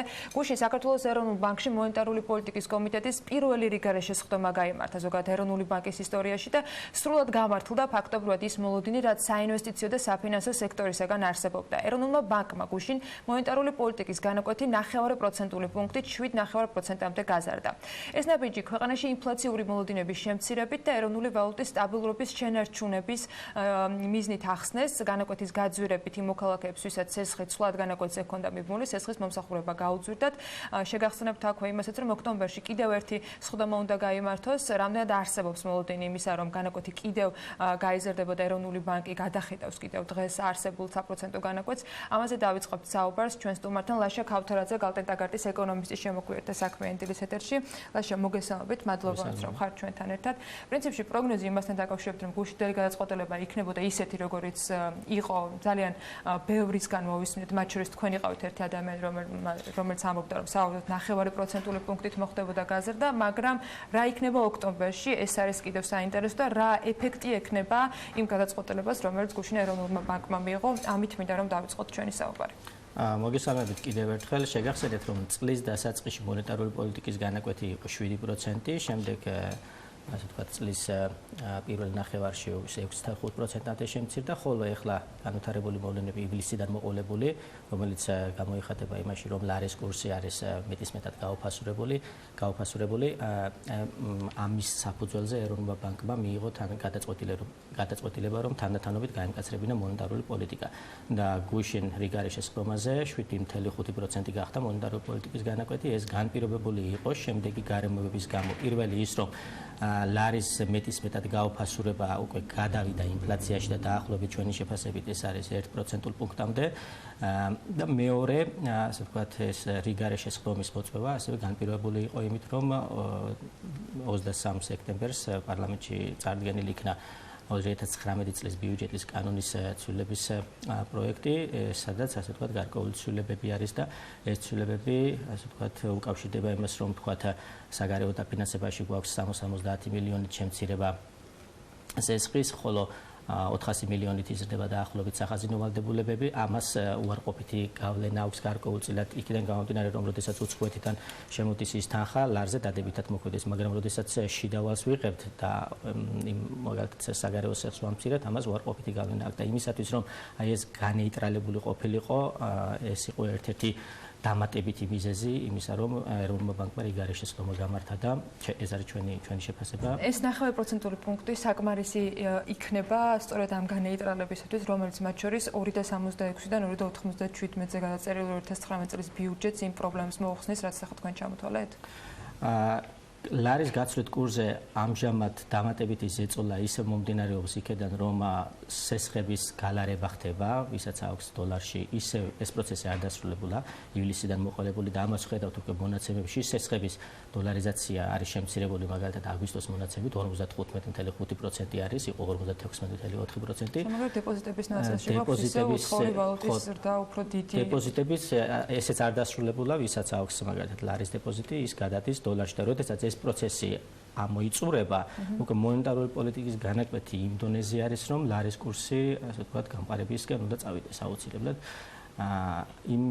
ეს ასე ვთქვათ, თუ არ გამოჩნდა, ვთქვათ, 2023 ოქტომბრამდე, მაშინ ეროვნულ ბანკს კიდევ შემდგომი გამკაცრება მოუწევს, გამომდინარე იქიდან, რომ ამ დონეზე ლარის კურსის შენარჩუნება ინფლაციას დაახლოებით წლის ბოლომდე ჩვენი შეფასებით 5-7%-მდე აიყვანს. გუშინ იყო ADB-ის პრინციპში პროგნოზი 4 და 7-ზე, თქვენ უფრო ფიქრობთ, რომ შესაძლოა კიდევ უფრო მეტი იყოს წლიური საშუალო წლის ბოლოს თორემ საშუალო წლიური ინფლაცია დაახლოებით 4.4%-ის მარგებში. გუშინ ასევე მოვისმენთ არჩევგადჩელზე შეფასება, ისევ პრინციპში იგივე შინაარსის იყო ლართან დაკავშირებით, რომ დღეს დოლარი უნდა ღირდეს ლართან მიმართებით დაახლოებით 2.7-2.8-ის ფარგლებში. თქვენ ის მიზეზები დაასახელეთ, რაც დღეს რეალურად ზეწოლას ახდენს სწორედ ამ კურსის ცვლილებაზე. აი, მაშინ საიდან გამოგდის დღეს ეს მონაცემი, ან საიდან ითვლის საფინანსო ინსტიტუტები, საიდან ითვლიან ამ ნაწილს და თქვენი ვარაუდით, რამდენად არის რეალისტური თქვენ თქვით, რომ შეიძლება ვერც მოესწროს ამ პროცესების დასრულება. აი, რამდენად რეალისტური არის, რომ სწორედ ეს ზეწოლა, რომელიც უკავშირდება სესხების გალარებას და დეპოზიტების გადოლარებას, თუ შეგვიძლია ასე ვთქვათ, ეს ამოიწუროს, ვთქვათ, უახლოეს 1 თვის განმავლობაში. ტემპი არის შენელებული, ივლისიდან მოყოლებული და ჩვენ ვფიქრობთ, რომ ოქტომბერში აი ეს პროცესი უნდა დასრულდეს და ეს თუ მოესწრება 23-მდე, მაშინ მონეტარული პოლიტიკის განაკვეთი რა დონეზეც არის შენარჩუნდება, მაგრამ თუ ვერ მოესწრო, შემდეგში ასე ვთქვათ, ჩვენი მოლოდინი არის, რომ დაახლოებით 0.25% პუნქტით კიდევ მოუწევს ეროვნულ ბანკს გამკაცრება. და ეს უკვე ისეთი დონე არის, რომელიც ასე ვთქვათ, ზღუდავს სესხებს ეკონომიკის დაკრედიტების ნაწილში და დაახლოებით ჩვენ წლის დასაწყისში პროგნოზი იყო, რომ 12-14 წლის ფარგლებში იქნებოდა ბანკების სესხების პორტფელის ზრდა გაცვლითი კურსის ეფექტის გამორიცხვით, ეს შემცირდება დაახლოებით 10%-მდე. თუმცა მეტი იქნება ნომინალური მთლიანი შიდა პროდუქტის დისნემზე. ხოლო ის რომ კურსი თქვა 2.7, 2.8 ფარგლებში უნდა მოექცეს წლის ბოლოსკენ, ეს განპირობებულია იქედან, რომ ნომინალური და რეალური ეფექტური გაცვლითი კურსები დაახლოებით 13.5% არის გაუფასურებული. ეს გაუფასურება, ასე ვთქვათ, იმის თქმის საშუალებას გვაძლევს, რომ ასე ვთქვათ, რომ შემცირდეს ეს გაუფასურების ტემპი, საჭირო არის ნომინალური გაცვლითი კურსი, ნომინალური კურსი ლარი დოლარის მიმართებაში მოექცეს დაახლოებით 2.7, 2.8 ფარგლებში და სწორედ აი ეს პროცესები სესხების გალარების, დეპოზიტების, გადოლარების დასრულებისთანავე დიდი ალბათობა არის, რომ ლარის კურსი შეიძლება ვთქვათ მკვეთრადაც გავყარდეს. თქვენ ახსენეთ ბანკების მოგება, მაგრამ ეს გადაწყვეტილება, რაც ეროვნული ბანკი, რაც ეროვნულმა ბანკმა გუშინ გაგვაცნო, მათ შორის იქონიებს გავლენას, ანუ ზოგადად განაკვეთი იქონიებს გავლენას ეკონომიკის ზრდაზეც. რას ვარაუდობთ, შეიძლება რომ მათ შორის თქვენს ეკონომიკური ზრდის პროგნოზი დააკორექტიროთ იმ ტენდენციიდან გამომდინარე, რომელსაც განაკვეთის ცვლილება აგვაჩვენებს? ეკონომიკური ზრდის პროგნოზს არ დავაკორექტირებთ, 4.5%-ის ფარგლებში დარჩება და ეს გამომდინარეობს შემდეგი ფაქტიდან, რომ ფისკალ ბიუჯეტს თუ შევხედავთ 2019 წლის კორექტირების ნაწილში, იქ არის კაპიტალური ხარჯების ზრდა. ანუ ის პროექტები, რომელიც იყო თქვა დაწყებული და არის მოლოდინი ის რომ დასრულდება, ამ პროექტებზე უფრო მეტი რესურსი იქნა გადმოტანილი, ხოლო ის პროექტები, რომელიც გრძელვადიან პერიოდში არის უფრო გაწელილი და გარკვეული პრობლემები აქვს, სწორედ იმ ნაწილში არის მცირედი შემცირება. სწორედ აქედან გამომდინარე არის ის, რომ 70 მილიონით მცირდება საგარეო დაფინანსება და საბოლოოდ რო შევხედოთ ფისკალურ პოლიტიკას არის უფრო მეტად ექსპანსიური ეკონომიკური ზრდისკენ მხარდამჭერი.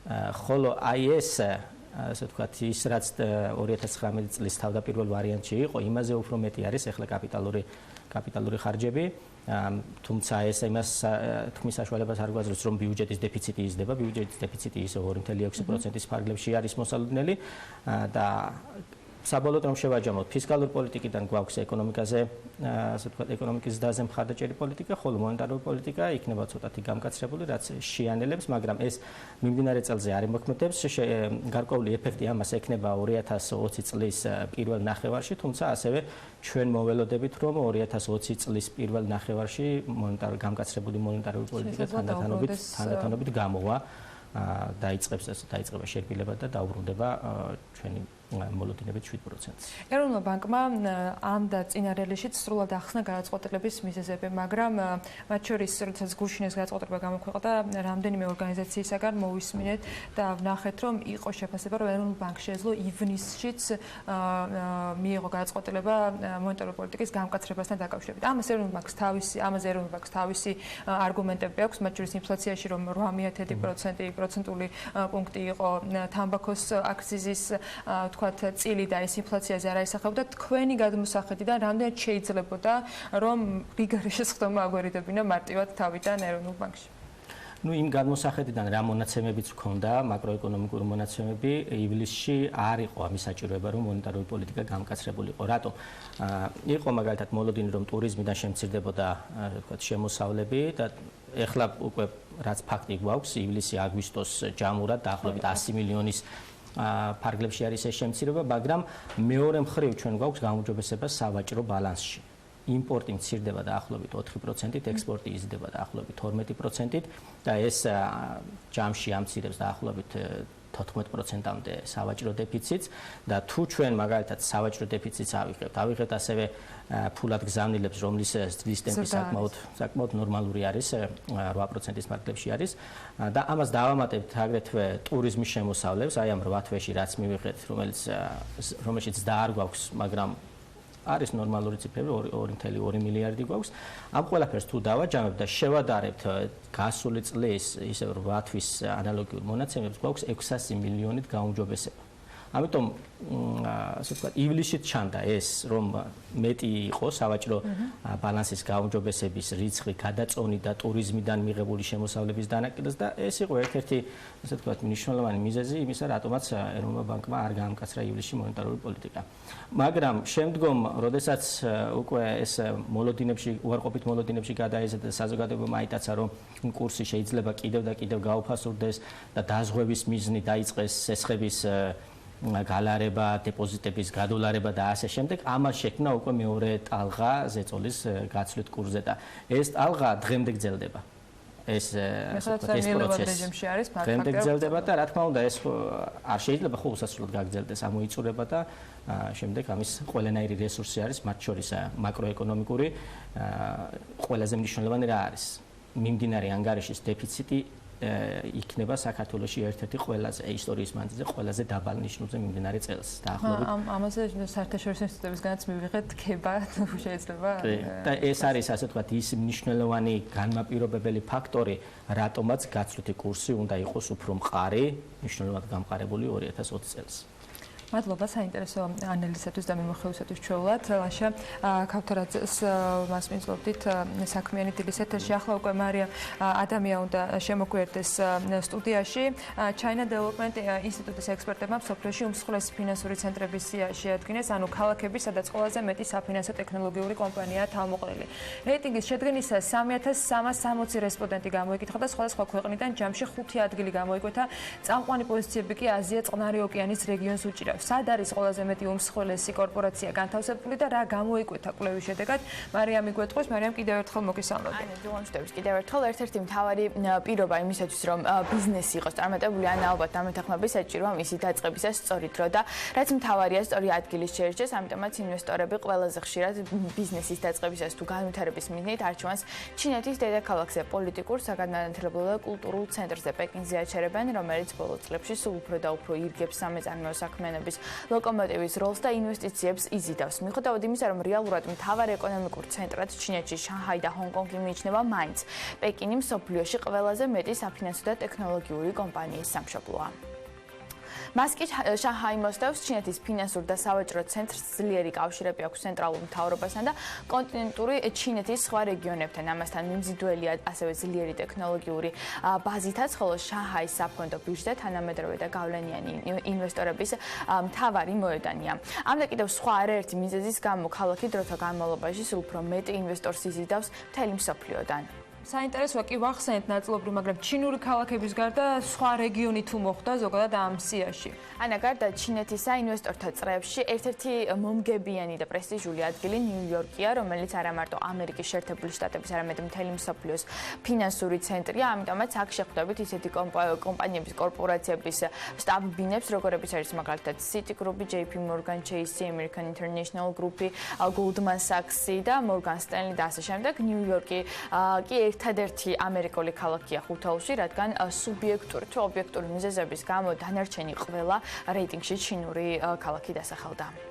მათ შორის უმსხვილესი ტურისტული სამეწარმეო, ფინანსური და სატრანსპორტო ცენტრი გუანჯოუც, რომელიც კიდევ ერთი მიმზიდველი ადგილი არის ინვესტორებისათვის. აქ შექმნილია ეკონომიკური და ტექნოლოგიური განვითარების ორი ზონა, აქედან ერთი მიმართულებით სამეწარმეო საქმიანობა არის განვითარებული, მეორე მხარეს კი თავისუფალი სავაჭრო ზონა და ბოლოს მას შემდეგ რაც თავისუფალ ეკონომიკურ ზონად ჩამოყალიბდა, შენჟენი ტრანსნაციონალური კორპორაციებისათვის ერთ-ერთ ფავორიტ ადგილად გადაიქცა, თუმცა მასზე არჩევანს უმეტესად ბიზნესმენები იმიტომ აკეთებენ, რომ აქ იაფი მუშახელი და დაბალი ფასები არის, ასეთია იმ ქალაქების ტოპ 5-ული, სადაც ექსპერტები ბიზნესის დაწყებას გურჩევენ და სადაც წარმატების მიღწევაში განვითარებული ინფრასტრუქტურა, მთავრობა და თავად ადგილობრივებიც არიან ჩართულები.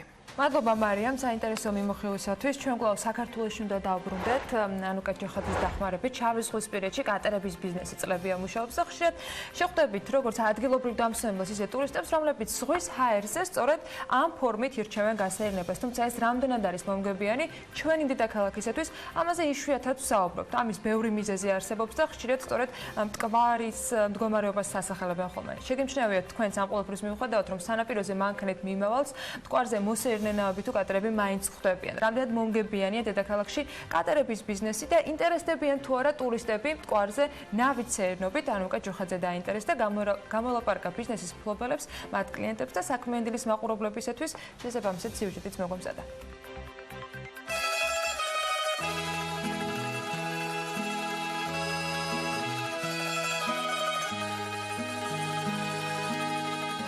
ის რაც ჯერ კიდევ საუკუნეების წინ ვენეციაში გადაადგილების საუკეთესო საშუალება იყო, დღეს შეიძლება ითქვას, რომ ერთ-ერთი მიზეზია, რის გამოც ტურისტები ამ ქალაქს სტუმრობენ. ვენეციური გონდოლებით ქალაქში გადაადგილება ბევრი ტურისტისთვის საინტერესო აქტივობაა. ნავები როგორც ტრანსპორტი, ნამდვილად ვენეციის ხელწერაა, მაგრამ მოდით დავბრუნდეთ ჩვენთან, საქართველოში. მტკვარზე ნავებით გადაადგილება ხშირად ბევრი ჩვენგანისთვის თბილისობის დღესასწაულთან ასოცირდება, როცა მტკვარზე ნავებით და ტივებით არაერთ მოსეირნე ადგილობრივ შეხვდებით. თუმცა როგორც აღმოჩნდა, ბიზნესი, რომელიც უკვე წლებია დედაქალაქში ვითარდება, ტურისტებისთვის უფრო მეტად საინტერესოა, ვიდრე თავად ქართველებისთვის. River Trip-ი მხოლოდ ერთ-ერთი კომპანიაა, რომელიც მტკვარზე გასეირნების მსურველებს კატერის ტურებს თავაზობს. მათ ძიებაში ჩვენც აღმოჩნდით მტკვარზე კატერით. თანაც რაც არ უნდა გასაკვირი იყოს პირველად. ყოველ სეზონზე საქართველოში ძალიან ბევრი ტურისტი ჩამოდის და ჩვენ შეთავაზებაში შედის, რომ მაქსიმალურად კარგი პირობები შეექმნათ ტურისტებს და კარგი შეთავაზებები იყოს. ნუ ჩვენ შეთავაზებაში შედის, რომ ტურისტებს შევთავაზოთ მტკვარზე გასეირნება კატერით და ამ შეთავაზებაში ასევე შედის შაი, ყავა და ღვინო. ეს არის 9 საათიანი ტური. ძირითადად სტუმრები გვყავს რუსეთიდან, ირანიდან და დუბაიდან. როგორც River Trip-ის წარმომადგენლები ამბობენ, დღის განმავლობაში მათი კატერით დაახლოებით 100 ადამიანი სარგებლობს. სანაპიროზე კი მათ მსგავსად 10-ობით კატერს შევხვდით. ფასები კი კაცზე 9 საათის განმავლობაში 25-დან 35 ლარამდე მერყეობს. River Trip-ის წარმომადგენლებმა ჩვენთან გავლილი სეზონი შეაფასეს. წლევანდელი სეზონი ასე თუ ისე საკმაოდ კარგი გამოდგა, მაინც მიუხედავად იმისა, რომ რუსეთიდან არც ისე ბევრი ტურისტი ჩამოვიდა, თუმცა ევროპელებიც ბევრნი არიან. დღის განმავლობაში სადღაც 100-მდე ტურისტი მაინც სეირნობს ნავზე. რაც შეეხება ციუამინდებს, სიმართლე გითხრათ, მაინც ცოტა იგრძნობა, რომ ტურისტები არ არიან, თუმცა მუშაობა ყოველთვის არის. მოვახერხეთ ტურისტებთან გასაუბრებაც და მოვიკითხეთ მათი შთაბეჭდილებები, როგორც დედაქალაქთან, ისე კატერით ტურებთან დაკავშირებითაც. ზოგიერთის ჩაწერა კატერზე, ზოგის კი ქუჩაში მოვახერხეთ. რუსეთიდან ვართ, ავიასანქციებს არ შევუშინდით და მაინც ჩამოვედით. პირველად არ ვართ და რაც ძალიან გვახარებს ჩვენთან როგორც რუს ტურისტებთან დამოკიდებულება ამ მოვლენების მიუხედავად, მაინც არ შეცვლილა. ნავით გასეირნებაც მოვახერხეთ, დავათვალიერეთ მდინარის სანაპიროები და თბილისის არქიტექტურა. სულ რამდენიმე დღეა რაც აქ ვართ და ძალიან მოგწონს. მოგწონს ქალაქის არქიტექტურა და ადგილობრივი საკვები. რაც შეეხება ნავით ტურებს, ეს ერთ-ერთია იმ აქტივობებიდან, რომლითაც ჩვენი მოგზაურობის განმავლობაში დავკავდით.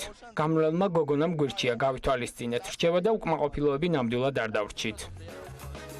River Trip-ის წარმომადგენლების თქმით, ყოველწლიურად იზრდება კატერების რაოდენობა.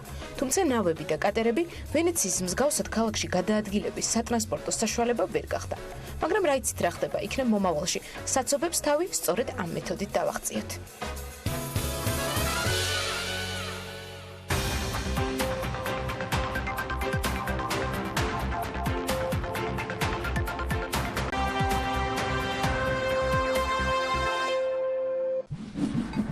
სპონსორია M-კვადრატი. დეველოპერული კომპანია M-კვადრატი უძრავი ქონება გაყიდვების მიმართულებით მომსახურების კულტურის და ხარისხის ახალ ეტაპზე გადავიდა. ერთგული და მომავალი კლიენტებისათვის მათ გაყიდვების ახალი ოფისი გახსნეს, რომელიც ფუნქციონალურად, ტექნოლოგიურად და სერვისით სრულად ინოვაციურია. M-კვადრატი გალერეის საზეიმო გახსნეს თათია ჩაფიჩაძე ესწრებოდა, რომელიც პირდაპირ ეთერში გვერდება და ასევე მასპინძლობ ნინო ულხაძეს M-კვადრატი უძრავი ქონების საზოგადოებასთან ურთიერთობის სამსახურის ხელმძღვანელს თათია დილა მშვიდობისა ნინო მოგესალმებით. დილა მშვიდობისა, ვიდრე სტუდიაში გავაგრძელებთ დეტალებზე საუბარს. აუცილებლად უნდა ვნახოთ წერეთლის 118-ში მდებარე სივრცე, სადაც მოხვედრის შემდეგაც პირველად დავრწმუნდი, რომ ბინის შეძენაც კი უმოკლეს დროში ჩვენი გემოვნებისა და ჩვენზე მორგებული პირობებით ნამდვილად რომ ნერვებისა და დროის დაზოგვით არის შესაძლებელი. შეიძლება ითქვას, რომ M-კვადრატი გალერეა მომავალში გამავალი ერთგვარი კარია, რომელიც აქამდე არსებულ წარმოდგენებს ამსხვრევს და უძრავი ქონების გაყიდვების უახლეს შესაძლებლობებს ბოლომდე წარმოაჩენს.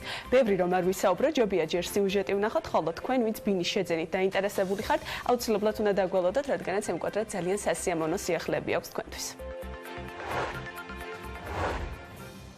დეველოპერულმა კომპანია M-კვადრატმა წერეთლის 118-ში გაყიდვების ახალი სრულიად ინოვაციური ოფისი გახსნა. ოფისის ნოვატორული შინაარსი გარე სივრციდანვე იგრძნობა, სადაც კომპანიის ყველაზე კომპაქტური 27 კვადრატულ მეტრიანი გარემონტებული და სრულიად კეთილმოწყობილი ბინა დაგხვდებათ.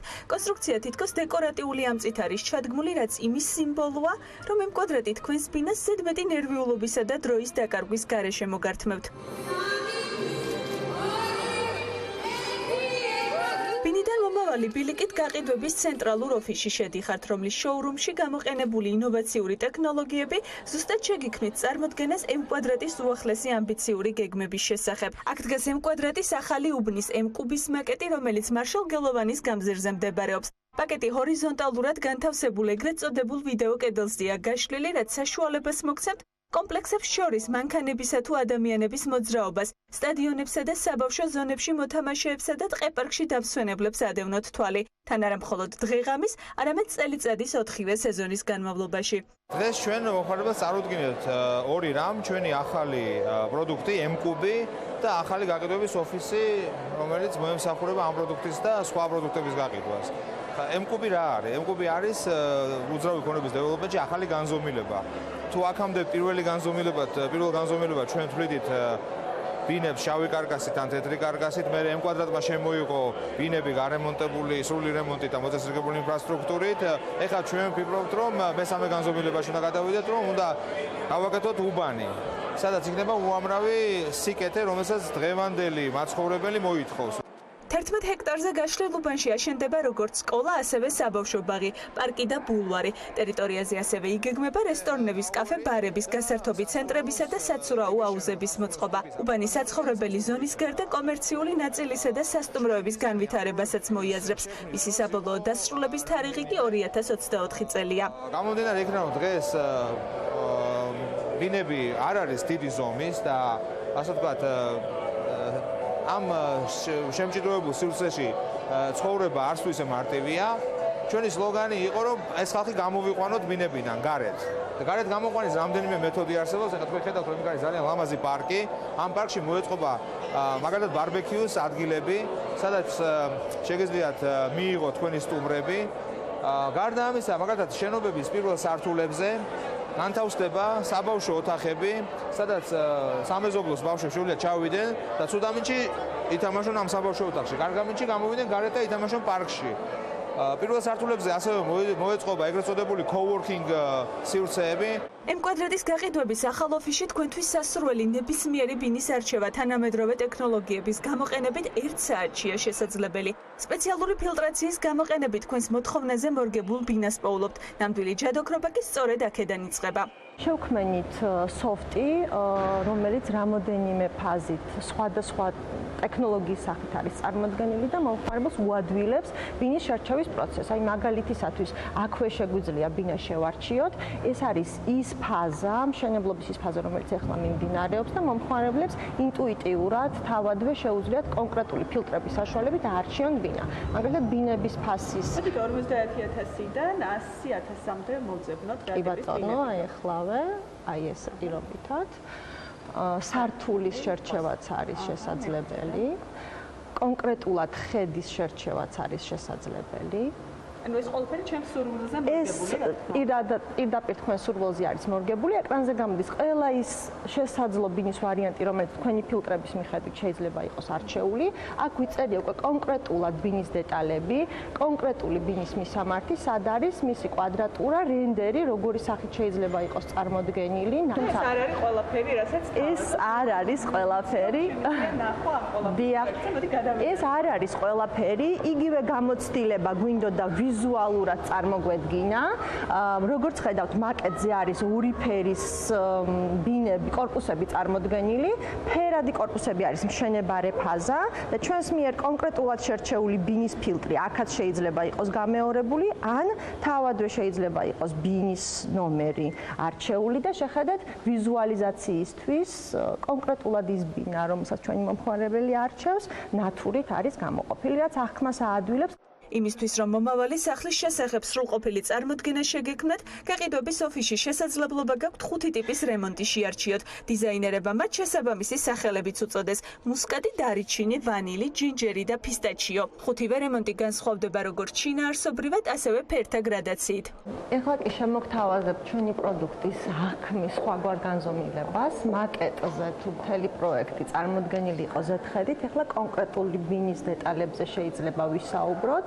იმ პროდუქტის სრული შეფუთვით, რომელსაც ჩვენს მომხმარებელს თავაზობთ, ის დეტალები არის აქ, თქვათ, ელექტრონულად წარმოდგენილი, რომელსაც ჩვენი მომხმარებელი მარტივად აქვე ნახავს. ბინა არის ზუსტი ანალოგი იმისა, რასაც ვაშენებთ, მასალებიც შეესაბამება იმ აღწერას, რაც წარმოდგენილი არის ჩვენს აპლიკაციაში და რემონტიც წარმოდგენილი არის იმ ახალი პროდუქტის სამაგალითოდ, რასაც ჩვენს მომხმარებელს თავაზობთ.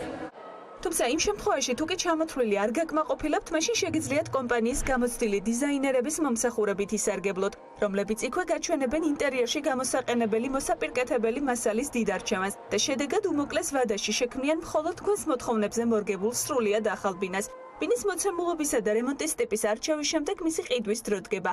არც ამისთვის მოგიხდება ზედმეტი დროისა და ენერგიის დახარჯვა, რადგან საბანკო და ყველა სახის იურიდიულ მომსახურებასაც ადგილზე მიიღებთ. ამის შემდეგ კი შეგიძლიათ ბინაზე ცოტა ხანს საერთოდ აღარ იფიქროთ, რადგან როდესაც დათქმული დრო მოვა, M კვადრატი გამზადებული ბინის გასაღებს გადმოგცემთ და თქვენ ცხოვრების ახალი ეტაპისკენ მიმავალ კარში აღებთ. მომავლის გაყიდვების ოფისი უკვე ელის თავის კლიენტებს, იქამდე კი ჩვენ ნინო რუხაძესთან ერთად ვაგრძელებთ საუბარს, რომელიც გვერდდება პირდაპირ ეთერში. დიდი მადლობა კიდევ ერთხელ ნინო, რომ ხარ ჩვენი სტუმარი. ძალიან დახუნძრული სიუჟეტი გამოვიდა ინფორმაციულად, საქმელი ძალიან ბევრი იყო, მაგრამ მე მაინც პირველ რიგში მინდა გითხო, საიდან გაჩნდა ამის იდეა, რომ მსგავსი ტიპის პროდუქტი შეგექმნათ მომხმარებლებისთვის? მოგესალმებით პირველ რიგში, ძალიან დიდი მადლობა მოწვევისთვის. ჩემთვის ზოგადად M კვადრატი არის ცოცხალი ორგანიზმი, რომელიც ყოველთვის მიუტვის განვითარებისკენ და ის არასდროს არ ჩერდება, ფიქრობს და ზრუნავს მის მომხმარებელზე. როგორც იცით, ჩვენ პორტფელში დაახლოებით 3000-ზე მეტი გაყიდული ბინაა ამ ეტაპზე და ეს არის უდიდესი გამოცდილება, რომელიც არის ტოლფასი კაპიტალის. არის რეალურად ძალიან მნიშვნელოვანი კაპიტალი, რომელიც გვაძლევს იმის ამბიციას და იმის საშუალებას, რომ თქვათ და ვუკარნახოთ ქალაქს, უთხრათ ქალაქს რა არის შემდეგი. შემდეგი არის M კუბ საბურთალო, ახალი განზომილება M კვადრატისგან, სრულიად ინოვაციური უბანი, რომელიც არის 21 საუკუნის ყველა მოთხოვნაზე მორგებული უბანი, ესე ვიტყოდი და ესე ვფიქრობ და მე მგონი ესე არის და რაც მოხვედით და ნახეთ სიუჟეტმაც ცხადყო. და ასევე ეს არის მეორე გამოწვევა, რომელიც არის M კვადრატის გალერეა. ეს არის ახალი გამოცდილება გაყიდვებში, რომელიც ამარტივებს აბსოლუტურად ყველაფერს და 1 საათში შეუძლია მომხმარებელს მოვიდეს, აარჩიოს უნიკალური მასზე მორგებული ბინა, შეიძინოს და დაგველოდოს, იმიტომ რომ 1 წელიწადში, წელიწად ნახევარში ჩვენ მას დათქმულ დროს გადავცემთ ბინას. ნინო, გარემონტებულს და აღჭურვილს. M კუბისა, როგორც ვიცი, გაყიდვების ოფისში ხდება ყველანაირი ტიპის პროდუქტის შეძენა, ასევე რომელიც თქვენ სპორტველშია, ასე ვთქვათ. ძალიან ბევრი იყო სიუჟეტში, როგორ ხდება ფილტრაცია, როგორ ხდება, მაგრამ რაც გამოგვრჩა, ასე ვთქვათ, მიღმა იმისა, რაც სიუჟეტში იყო, რა არის საჭირო იმისთვის დღესდღეობით, რომ M კვადრატის მობინადრე გახდე. ეს ყველა დამღლელი პროცედურა, რაც ბინის შეძენას, რემონტს და ამ ყველაფერს ახლავს, რამდენად შეიძლება იყოს მივიწყებული მომხმარებლების მხრიდან და რას რის საშუალებას იძლევთ თქვენ ამ შემთხვევაში? უბრალოდ სურვილი. მე მგონი უბრალოდ. მოკლე და ამომწურავი პასუხია. ვინ იმუშავა პროექტზე, ნინო, ძალიან საინტერესოა, ვინ გააკეთა ეს ყველაფერი პირველია შემთხვევით? M კუბზე იმუშავა ამერიკულმა კომპანიამ ZGF-მა და ასევე ქართულმა კომპანიამ House-მა, რომელთანაც მრავალწლიანი გამოცდილება გვაქვს, მაგრამ ის მოთხოვნა, რომელიც საკუთარ თავს დაუწესეთ ამ ახალი უბნის თემაში იყო ძალიან ესე ვთქვათ ამბიციური და აქედან გამომდინარე ვთქვით, რომ ეს არის ის თემა, რომელიც ითხოვს მრავალ კომპონენტს და მრავალი მხარის ჩართულობას. აქედან გამომდინარე დაუკავშირდით ამერიკულ კომპანიას ZGF-ს, რომელსაც მრავალწლიანი გამოცდილება აქვს უბნური გეგმარების მიმართულებით და აქვს დაპროექტებული ძალიან ბევრი უბანი ბევრ ქვეყანაში. ისინი ჩამოვიდნენ და ჩვენ ერთად დავიწყეთ ჩვენი ახალი ისტორიის წერა, რომელიც ძალიან საინტერესოა და მრავალფუნქციური. ისტორია გაგრძელდება და კიდევ უფრო ბევრ მრავალფეროვან შეთავაზებებს გაუკეთებთ თქვენს მომხმარებელს. გაყიდვებზეც მინდა რომ ვკითხოთ, რა ეტაპზეა გაყიდვები და რამდენად არის დაინტერესება, რამდენად დაინტერესება ძალიან დიდია. რა თქმა უნდა, იმიტომ რომ პროდუქტი, რომელსაც ვთავაზობთ, არის ძალიან უნიკალური და ძალიან საინტერესო. შესაბამისად, მოლოდინმა გაამართლა, ჩვენ ზუსტად ვიცოდით, რომ დიდი მოთხოვნა იქნებოდა და მოთხოვნა არის ძალიან დიდი. შეიძლება ითქვას, რომ ამ გზით მიდის ხო M კვადრატი, რაღაცა სრულად ინოვაციური ახლის შეთავაზება უკვე დაივიწყეს პირველი მეორე განზომილება, რაც იყო რემონტი, შავი კარკას, თეთრი კარკას და უკვე რაღაცა უბნის კონცეფციით მიდის. ამ მიმართულების და ამ ხაზის განვითარებას გეგმავთ მომავალში, ან კიდევ რა შეიძლება იყოს? მე როგორც გითხარით, M კვადრატი არის ორგანიზმი, რომელიც სულ ვითარდება და შესაბამისად შემდეგ ეტაპზე ეს არ არის, რაზეც გავჩერდებით, რა თქმა უნდა, მომავალში კიდევ ძალიან ბევრი ამბიციური პროექტი გველოდება. მე შეგნებულად არაფერი არ მithქვამ სიუჟეტში, შემოვინახე ბოლოსთვის ის აქცია, რომელსაც თავაზობთ მომხმარებელს და მოდი გავაცნოთ ჩვენს მაყურებელს ახლა რა არის ის შეთავაზება, რასაც უკეთებთ თქვენს მომავალ მობინადრეებს ან არსებულსაც, ვინც ასევე 28 სექტემბერს ეს იქნება მხოლოდ და მხოლოდ ერთი დღე. მათთვის, ვისაც სურს რომ გახდეს ჩვენი ესე ვთქვათ მობინადრე და შეიძინოს ბინა M კუბ საბურთალოზე, იმიტომ რომ ეს აქცია ვრცელდება მხოლოდ M კუბ საბურთალოს ბინებზე. შაბათს 28 სექტემბერს დღის 12 საათიდან ღამის 12 საათამდე გვექნება აქცია. შესაბამისად, აქციის ფარგლებში ბინები გაიყიდება ერთოთახიანები 10,000 ლარიანი ფასდაკლებით. ორი ოთახის შემთხვევაში უკვე ფასდაკლება იქნება 15,000 ლარიანი, ხოლო სამი ოთახის შემთხვევაში 20,000 ლარიანი. მგონია, რომ ძალიან საინტერესო შეთავაზებაა, ველოდებით გამოხმაურებას და ძალიან ბევრ სტუმარს. ცალსახად და აქ უნდა ჩაგერთოთ აუცილებლად. ეს შეთავაზება ვრცელდება იმ დასრულებულ ბინებზეც, ეს არის მხოლოდ M კუბ საბურთალოს პროექტში, რომლის მშენებლობაც უკვე დაწყებულია. ანუ და ბოდიში ანუ ეს ამ ნაწილში ემკუბ საბუთალო შემთხვევაში ბინას რომელსაც თქვა მე შაბათს მოვალ და ვიყიდი ეს იქნება მოდი თქვა 2 ოთახიანი ბინა მივიღებ 15000 ლარიან ფასდაკლებას 12-დან ღამის 12-მდე ისე როგორც სხვა ყველა დანარჩენი მყიდველი ამ შაბათს და ამ დროს ბინა შემიძლია ვიყიდო დასრულებული ფორმით რომელსაც მე ავარჩევ რემონტიანად დიახ და შემდეგ შეგიძლიათ დაგვივიწყოთ და იმ დათქმულ დრომდე და მობრძანდეთ და იცხოვროთ თქვენს გარემონტებულ ბინაში აღჭურვილი რომ გაყიდვების ყველანაირი ტექნიკით და ზუსტად ეს მოდიან ჩვენი მაცხოვრებლები და ზუსტად ეს არის ის კომფორტი რომელსაც სთავაზობს ამ კვადრატი მგონი ეს გადარჩენილი გაყიდვების ბინები შაბათს ამოიწურება ეჭვი მაქვს და ვისაც ურელი აქვს იცით რა არის ჩვენ გადავწყვიტეთ რომ ჩვენ ეს ერთი დღე აუცილებლად უნდა დაგვაწესებია ჩვენი ერთგული მომხმარებლისთვის ძალიან დიდი მადლობა ნინო სტუმრობისთვის და ძალიან საინტერესო ინფორმაციისთვის, იმიტომ რომ ეს არ არის მხოლოდ რაღაცა ახალი ამბავი, რომელიც შეპობრობ, ეს არის ძალიან დროში მოგზაურობა, ასე ვთქვათ, მომავალში და სრულად ახალი სტანდარტები ყოველგვარი გადაჭარბების გარეშე. მადლობა რომ იყავით ჩვენთან ერთად. დარწმუნებული ვარ, მომავალში კიდევ ძალიან ბევრი ინოვაციურ პროდუქტს გავაშვებთ თქვენთან ერთად. ნინო რუხაძე, ემკვადრატი უძრავი ქონების საზოგადოებასთან ურთიერთობის სამსახურის უფროსი სტუმრობდა დილიდან საქმიან დილაში. მადლობა თათიაშენ და მადლობა ნინოს ფაქტობრივად ჩვენს მოყრობილს შაბათი დღე ვინც დაინტერესებული ან არ არის დაინტერესებული ბინის შეძენით გავუგეგმეთ, იმიტომ რომ მართლა მნიშვნელოვანია დღეს თუ არ გეგმავთ ბინის შეძენას, სულ მინიმუმ გაეცნოთ მაინც იმ სივრცეს, სადაც შესაძლებლობა გექნებათ, რომ ბინა ისე იყიდოთ, ის დამღლელი პროცედურა, რაც ზოგადად ახალ ბინაში გადასვლას, ამ ბინის მოწყობას, გარემონტებას და სხვა მნიშვნელოვან დეტალს უკავშირდება, თქვენ არ გეხებოდეთ და კომპანია, რომელთანაც ურთიერთობას იწყებთ, იმ კონკრეტული გადაწყვეტილების შემდეგ დაასრულოთ იმ დღესვე და მხოლოდ მას შემდეგ დაუკავშირდეთ, როცა თავად დაგეკავშირდებიან, როდესაც ბინაში შესვლის დრო დადგება და ეს წინასწარ შეთანხმებულ დროს აუცილებლად მოხდება. მადლობა ნინო საინტერესო სიახლეებისათვის და ამ კომპანიას მუდმივად საინტერესო და მნიშვნელოვანი შეთავაზებისათვის ნებისმიერი პოტენციური კლიენტისათვის, რომელიც დაინტერესებული არის, რომ საცხოვრებელი პირობები გაიმჯობესოს, ან უბრალოდ ახალ გარემოში გადაწყვეტოს, რომ გააგრძელოს თავისი ცხოვრების დაგეგმვა. ჩვენ მათთან ერთად ვასრულებთ საქმიანი დილის ეთერს, წინგელოდებათ საქმის კურსის გამოშვებები, რომელსაც დათო ჯალაღონია გაუძღვება და რა თქმა უნდა, ყველა მნიშვნელოვან თემაზე აუცილებლად შემოგთავაზებთ ინფორმაციას, მუდმივად განახლებადი სიახლეები BM-ზე და ხვალ დილით შევხვდებით ერთმანეთს დილის როზე და პირველზე. ბედნიერ დღეს გისურვებთ.